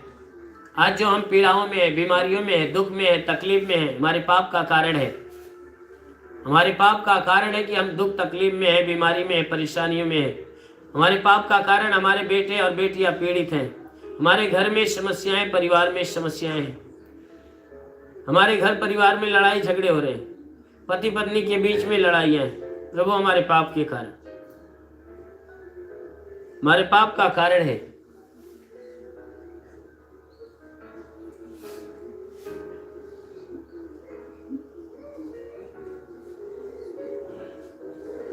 प्रभु हमारे पाप का कारण है कि हमारे रोजी रोजगार के अंदर हानियां हैं, नौकरी बिजनेस व्यापार के अंदर हानियां हैं। हम जिस काम में हाथ लगाते सफलताएं नहीं मिलती है, जिस काम के बारे में सोचते पूरा नहीं होता, क्योंकि हमने पाप किया है। हमारे पाप का कारण है प्रभु, हमारे पाप का कारण है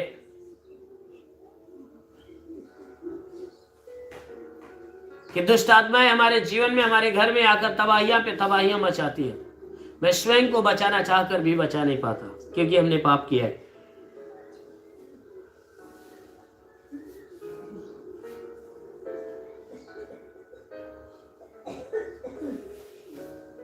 हमारा पाप ही हमारे जीवन में श्राप बन के उतर रहा है।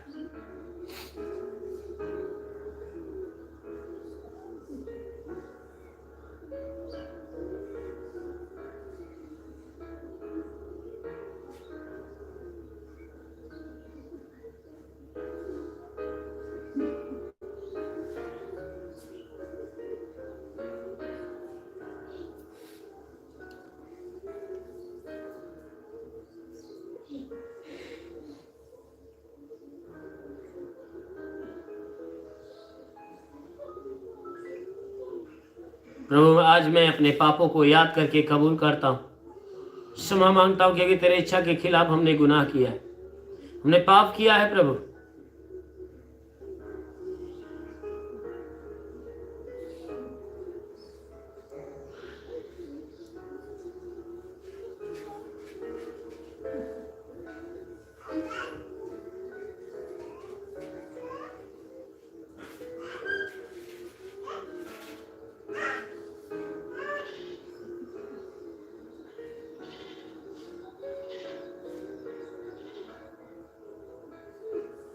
प्रभु हम अपने पाप के लिए रोते हैं, गिड़गिड़ाते हैं, माफी मांगते, क्षमा मांगते। मुझ पर दया कर, मुझ पर दया कर, मुझे माफी दे प्रभु, मुझे क्षमा दे प्रभु, मुझ पापी पर दया कर।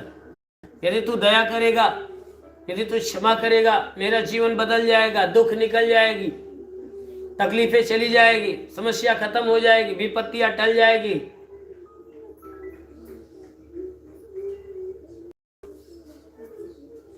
हमारे पाप के कारण ये सारी विपत्तियां आती है प्रभु, इसलिए हमें माफी दे कि ये सारी मुश्किलें हमारे जीवन से निकल जाए। हमें विश्वास है कि यदि तू क्षमा करेगा, हमारा जीवन आनंद से भर जाएगा, हम तेरे जीवन को प्राप्त करने पाएंगे। इसलिए प्रभु मुझ पापी पर दया कर, मुझे क्षमा कर दे।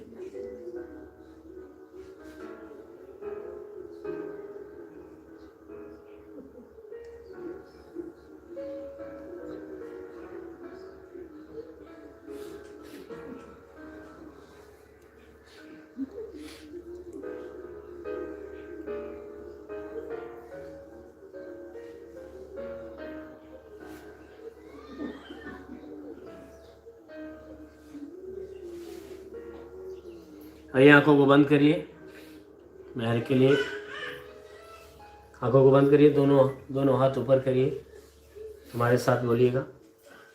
हे प्रभु, जैसे मैंने अपने अपराधियों को क्षमा किया है, वैसे आप भी मेरे अपराधों को क्षमा करें। आंखों को बंद करके प्रभु का ध्यान करिए, पूरे विश्वास से भरिए। मैं हर एक के लिए प्रार्थना करने जा रहा हूँ। इस प्रार्थना के दौरान प्रभु हर एक को स्पर्श करेगा, बीमारी निकलेगी। इसलिए जिसके पास 1-2 बीमारी है, वह बीमारी पे हाथ रखे, नहीं रख पा रहा है तो सीने पर रखे, और बाकी लोग अपने सीने पे हाथ रखें। जिनके पास कोई बीमारी हो वह भी, जिसके पास कोई बीमारी नहीं है वह भी अपना दोनों हाथ सीने पर रखें। आंखों को बंद करें, प्रभु का ध्यान करें, पूरे विश्वास से भरिए। महसूस करिए कि प्रभु आपके सामने उपस्थित है, आपको छूने जा रहा है, आपको छूने जा रहा है, छूने जा रहा है। पूरे विश्वास से भरते जाइए, भरते जाइए, भरते जाइए। Hallelujah, hallelujah, hallelujah, hallelujah, hallelujah. यीशु, यीशु, यीशु, यीशु, यीशु, मसीह, मसीह, मसीह, मसीह, मसीह, मसीह।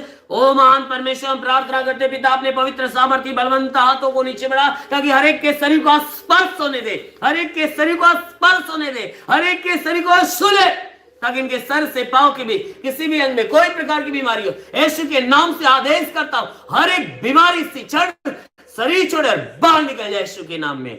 प्रभु यीशु के नाम से आगे हूं, तुम्हारे सर का दर्द, सर का चुभन नष्ट हो जाए, सर का दर्द, सर का चुभन नष्ट हो जाए, घबराहट, बेचैनियां निकल जाए, चक्कर आना बंद हो जाए, मूर्छे की बीमारी निकल जाए, मिर्गी की बीमारी निकल जाए, झटके आना बंद हो जाए। प्रभु यीशु के नाम से आज्ञा देता हूं, झटके आना बंद हो जाए, आंखों की बीमारी निकल जाए, आंखों की बीमारी निकल जाए, आंखों में परमेश्वर नई दृष्टि दे, तुम्हारे कान की बीमारी निकल जाए, कान की बीमारी निकल जाए, दांत का दर्द, दांत की पायरियां नष्ट हो जाए, गले की गिल्टियां निकल जाए, सीने की गठाने नष्ट हो जाए, गले की गिल्टियां निकल जाए, सीने की गठाने नष्ट हो जाए। तो यीशु के नाम से आज्ञा देता हूं,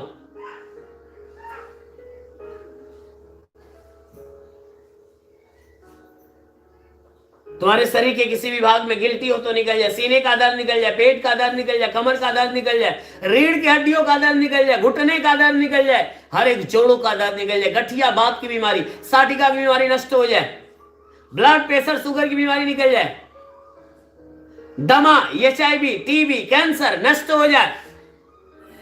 प्रभु यीशु के नाम से आगे कहता हूं, दमा, HIV, टीबी, कैंसर नष्ट हो जाए, कितनी भी पुरानी जख्म है सूख जाए, फोड़े फुंसियां नष्ट हो जाए, जिसके शरीर में ब्लड नहीं बनते बनने लगे, प्रभु यीशु के नाम से जिसके शरीर में ब्लड नहीं बनता बनने लगे, प्रभु यीशु के नाम से आदेश करता हूं कि जिसका लीवर खराब हो चंगा हो जाए, लीवर खराब हो चंगा हो जाए, जिसकी किडनी खराब हो चंगी हो जाए, जिसकी किडनी खराब हो चंगी हो जाए, गैस की बीमारी निकल जाए, गैस की बीमारी निकल जाए, शरीर के किसी भी भाग में सूजन है तो नष्ट हो जाए, सूजन नष्ट हो जाए। यीशु के नाम से आज्ञा देता हूं, अपेंडिक्स की बीमारी निकल जाए, हार्निया की बीमारी निकल जाए, फाइलेरिया की बीमारी निकल जाए, थायराइड की बीमारी निकल जाए।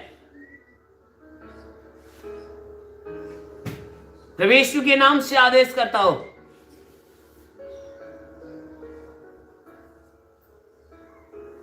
तुम्हारे शरीर के अंदर से जिसका हाथ नहीं उठता उठने लगे, जिसका पैर नहीं चलता चलने लगे, जो लकवे का बीमार है चंगा हो जाए, जिसका दिमाग काम नहीं करता काम करने लगे, प्रभु यीशु के नाम से आदेश करता हूं, जिसका दिमाग काम नहीं करता काम करने लगे,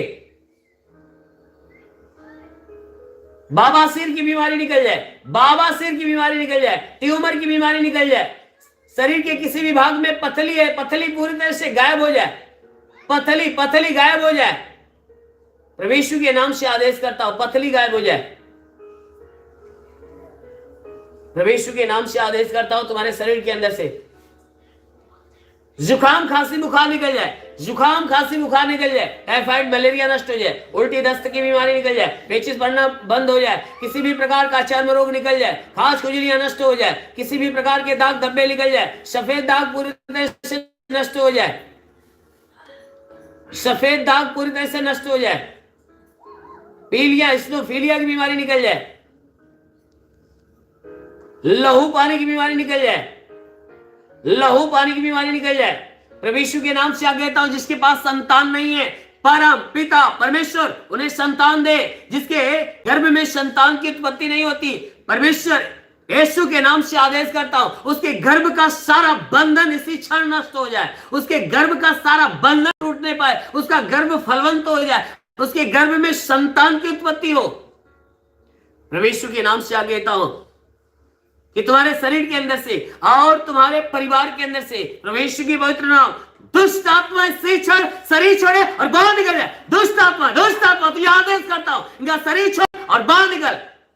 दोबारा शरीर के अंदर आने की कोशिश मत करना, क्योंकि यीशु के नाम से आदेश देता हूं। महान परमेश्वर, हम प्रार्थना करते पिता, अपनी आशीष से इनके ऊपर उतरने दे, अपने आकाश का झरोखा खोल और अपनी आशीष से इनके ऊपर आने दे, ताकि हर कोई तेरे आशीष के द्वारा परिपूर्ण हो जाए। जितने बीमार हैं वो चंगे हो जाए, जितने दुख से हैं वो दुखों से छुटकारा पाए, जितने विपत्ति से विपत्तियों से छुटकारा पाए। ओ महान परमेश्वर, हम प्रार्थना करते अपने स्वर्ग का द्वार खोल और अपनी पवित्र आत्मा हर एक पे आने दे, पवित्र आत्मा हर एक पे आने दे, पवित्र आत्मा हर एक को सुने। अस्पर्शो टस टस रबेंद्र सल्लो रबा सखाला रंडले और रिबासेंदो सोलो रबा रिबे से खेले रे ओसी खाला रा सेंदो सोलो रबा सेंदे बस लबा से खेले रंडे। ओ महान परमेश्वर, हम प्रार्थना करते पिता, स्वर्ग से अपनी महिमा, स्वर्ग से अपनी आशीष से हर एक के जीवन में उतरने दे। हर कोई जो बीमार जकड़ा है अभी चंगा होने पाए, हर कोई दुष्ट आत्माओं से जो जकड़ा है उसकी गंदी आत्मा, दुष्ट आत्मा उनका जीवन छोड़े निकल जाए। ओ महान परमेश्वर, हम प्रार्थना करते पिता, हर एक के ऊपर तेरा स्पर्श होने पाए। हे परमेश्वर, जितने विश्वास तेरे आशीष को ग्रहण कर रहे, जितने विश्वास से हे परमेश्वर तेरे आशीषों को ग्रहण कर रहे, हर एक के जीवन में अनहोना चमत्कार होने दे, हर एक के जीवन में अपनी महिमा प्रकट होने दे। ओ महान परमेश्वर, हम प्रार्थना करते पिता, ओ महान परमेश्वर, हम प्रार्थना करते हैं कि इनके जीवन में हे परमेश्वर अपनी महिमा को प्रकट होने दे।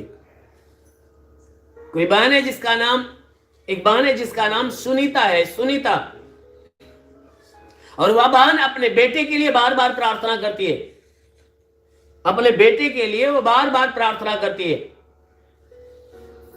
और अपने घर, अपने परिवार के लिए प्रार्थना करती है। लेकिन आज प्रभु बता रहा है कि उस बहन को, उसके घर, उसके परिवार और उसके बेटे को प्रभु आज आशीष से भर रहा है।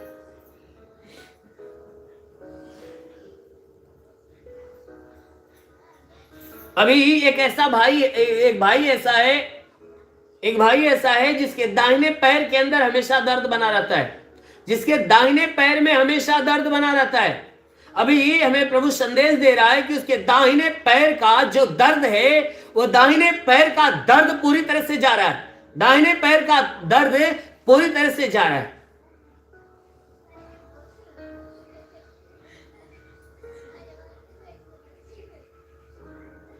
अभी कोई बहन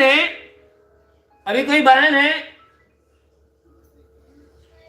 जिनका नाम रेखा है, अभी कोई बहन है जिसका नाम रेखा है, वो अपने आंख से पीड़ित है, जिनकी आंखों के अंदर बार बार जलन और दर्द और पानी गिरने की शिकायतें बनी रहती है। लेकिन आज प्रभु उसकी आंखों को छू रहा है और आज से ये बीमारी उसके शरीर से जा रही है।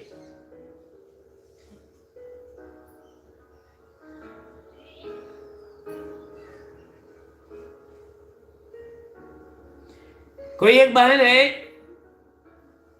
बहन है जिसके पास कोई संतान नहीं है और उसके विवाह हुए लगभग 15 साल हो गए, लेकिन कोई संतान उसके पास नहीं है।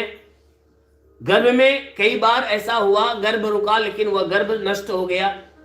लेकिन आज उस बहन के लिए प्रभु कह रहा है, आज प्रभु बता रहा है कि उसके गर्भ में इस साल के लास्ट, दिसंबर के लास्ट महीने तक उसके गर्भ में संतान की उत्पत्ति हो जाएगी। ओ महान परमेश्वर, हम प्रार्थना करते पिता, हर एक के जीवन में तू अपनी महिमा को प्रकट होने दे, हर एक के जीवन में अपनी महिमा प्रकट होने दे। हे परमेश्वर, हर एक को छू और चंगा कर, हर एक के जीवन में तेरी महिमा प्रकट होने पाए। होरे सिंधु वसलो रबा से खेले नंदो हुल्ले बास सिंधु सुलो रबा से खेले रंदे।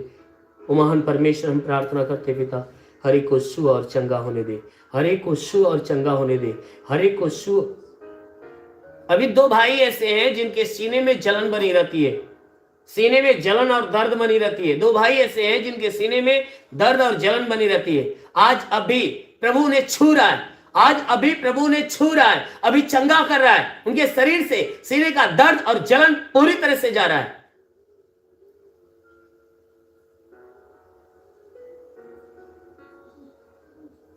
वो महान परमेश्वर हम प्रार्थना करते हैं। अभी ऐसे 4 लोग हैं, अभी 4 लोग ऐसे जिनके सर में दर्द, बदन में दर्द बना हुआ है। अभी प्रभु बता रहा है उन चारों के शरीर से दर्द वह निकल रहा है, वो दर्द पूरी तरह से जा रहा है। अभी 2 लोग ऐसे हैं जिनके शरीर के अंदर टाइफाइड बुखार है। 2 लोग ऐसे हैं जिनके शरीर के अंदर टाइफाइड बुखार है, लेकिन प्रभु संदेश दे रहा है कि उन दोनों के शरीर से वो टाइफाइड बुखार पूरी तरह से जा रहा है। वो महान परमेश्वर हम प्रार्थना करते हैं प्रभु कि हर एक के जीवन में तू अपनी आशीष आने दे। जितने भी लोग तेरी आशीषों को ग्रहण कर रहे हैं, हे परमेश्वर, हर एक के जीवन में तेरी महिमा प्रकट हो, हर एक के जीवन में तेरी आशीष उतरने पाए। प्रभु हर एक के शरीर पे आशीष दे, हर एक के जीवन में आशीष दे, हर एक के घर, हर एक के परिवार के ऊपर आशीष दे, ताकि हे परमेश्वर उनके जीवन में जितने भी दुख है वह नष्ट होने पाए, उनके घर का भंडार सदो भरा रहने पाए, किसी वस्तु की घटी ना हो, हर घटी को भर दे, हर एक रुके हुए अधूरे काम पूरे हो जाए। ओ महान परमेश्वर हम प्रार्थना करते हैं कि जिसके पास कोई रोजगार नहीं उन्हें रोजगार देकर आशीष दे, जो नौकरी के तलाश में उन्हें नौकरी देकर आशीष दे, जिनके पास रोजगार है उनके रोजी रोजगार के अंदर बढ़ोतरी और बरकत की आशीष दे, उसमें कोई बंधन है तो टूटने पाए। ओ महान परमेश्वर हम प्रार्थना करते हैं जो गरीबी के श्राप में वो गरीबी के श्राप से छुटकारा पाए, जो कर्ज से दबा है वो कर्जे से छुटकारा पाए। ओ महान परमेश्वर हम प्रार्थना करते हैं हर एक का जीवन तेरे अनमोल आशीषों से परिपूर्ण होने पाए। हे परमेश्वर, जिसके पास कोई घर नहीं उसे घर देकर आशीष दे। हे परमेश्वर हम प्रार्थना करते हैं जो कर्जों से दबा है उसका कर्जा अदा होने पाए, जिनके पास चलने का साधन नहीं उन्हें चलने का साधन मिले। ओ महान परमेश्वर हम प्रार्थना करते हैं इनके जीवन की हर एक मनोकामनाएं पूरी होने पाए,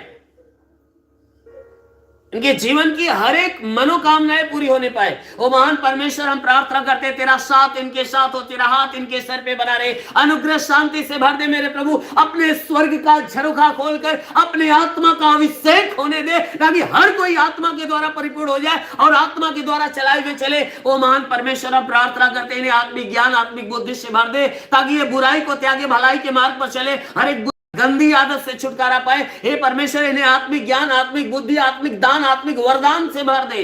ओ महान परमेश्वर हम प्रार्थना करते हैं पिता कि हे परमेश्वर तेरी महिमा हर एक के जीवन में उत्पन्न होने पाए। हाँ मेरे प्रभु, तेरा साथ इनके साथ हो, तेरा हाथ इनके सर पे बना रहे, अनुग्रह और शांति इनके जीवन में उत्पन्न हो। मेरे महान प्रभु यीशु के नाम में मांगते हैं, आमेन। परमेश्वर हर एक को आशीष दे। मेरे प्रियो, मैं परमेश्वर का धन्यवाद करता हूं कि अभी बहुतों के जीवन में उसने अपनी महिमा को प्रकट किया है, बहुतों को चंगा किया है। इसलिए अपने शरीर को भली भांति आजमाइएगा, अपने भली भांति अपने शरीर को चेक करके देखिएगा। जिसको प्रभु ने चंगा किया है, जिसके जीवन में गवाही है, वह अवश्य है कि अपनी गवाही को हमारे पास जरूर भेजे, क्योंकि आप अपनी गवाही को भेजेंगे तो गवाही के द्वारा परमेश्वर की महिमा होती है, और जब परमेश्वर की महिमा होती है तो परमेश्वर की आशीष उस मनुष्य के जीवन में उतरती है। इसलिए जरूर है कि अपनी गवाही भेजें। और जो गवाही आप भेजेंगे, अपनी गवाही या तो वीडियो रिकॉर्डिंग के माध्यम से या ऑडियो रिकॉर्डिंग के माध्यम से या व्हाट्सएप के माध्यम से आप लिख कर भेज सकते हैं, क्योंकि हमारा व्हाट्सएप नंबर है 96 48 65 21 60, 96 48 65 21 9648 65 2160। आप इस नंबर पे अपनी गवाही को जरूर भेजिएगा। और दूसरी सूचना है कि आप में जितने लोग ज्यादा पीड़ित हैं, परेशान हैं, समस्या से ग्रसित हैं और जिनकी समस्या नहीं जा रही है, ऐसे लोगों के लिए सूचना है कि वे अपनी समस्या को भी लिखकर हमारे पास भेजें, चाहे कमेंट के माध्यम से, चाहे मैसेज के माध्यम से, चाहे व्हाट्सएप के माध्यम से। आप अपनी समस्या को हमारे पास लिख कर भेजिए, और लिखते समय या गवाही भेजते समय या समस्या को भेजते समय आप अपना नाम अपना पता जरूर लिखिएगा। और ऐसे लोगों के लिए जो समस्या से ग्रसित हैं, ऐसे लोगों के लिए हर बुधवार को शाम 7 बजे ऑनलाइन होकर मैं उनके लिए प्रार्थना करता हूं, और परमेश्वर उन्हें छूकर उन्हें चंगा करता है। बहुतेरे हैं जो प्रभु के द्वारा आशीष पाते और चंगे हो जाते हैं। इसलिए मेरे प्रियो, इस सूचना को ज्यादा से ज्यादा लोगों में आप फैलाइए, शेयर करिए कि लोग जो पीड़ित है, परेशान है, समस्या से ग्रसित है, वह परमेश्वर से अपनी आशीषों को पा सके। आपके लिए अगली सूचना है कि जैसे हर महीने का जो पहला बुधवार होता है, उस बुधवार को दोपहर 12:15 पर आर्थिक तंगी से छुटकारे की प्रार्थनाएं दी जाती है। आर्थिक तंगी से छुटकारे की प्रार्थनाएं दी जाती है और हर महीने के जो शुरुआत का पहला बुधवार होता है, उस बुधवार को दी जाती है। और ठीक उसी प्रकार अगला जो महीना, दिसंबर का महीना आने वाला है, उस महीने का जो पहला बुधवार है, 2 तारीख को है, उस बुधवार को भी आर्थिक तंगी से छुटकारा की प्रार्थनाएं 12:15 पर दी जाएगी। अवश्य है कि आप इस सूचना को ज्यादा से ज्यादा लोगों में शेयर करिए, ताकि लोग इस आशीष को ऑनलाइन प्रार्थना के द्वारा वह ग्रहण करने पाए और परमेश्वर से आशीष लेकर अपने आर्थिक तंगी से छुटकारा प्राप्त करें। इस सूचना को आप ज्यादा से ज्यादा लोगों में फैलाइए, ताकि हर कोई जो इस शैतान के जंजीर में जो जकड़ा हुआ है, जो समस्या में ग्रसित है, जो आर्थिक तंगी से, गरीबी से, नाना प्रकार की समस्या से जो जकड़ा हुआ है, वह छुटकारा पाए। धन्यवाद। परमेश्वर हर एक को आशीष दे। God bless you.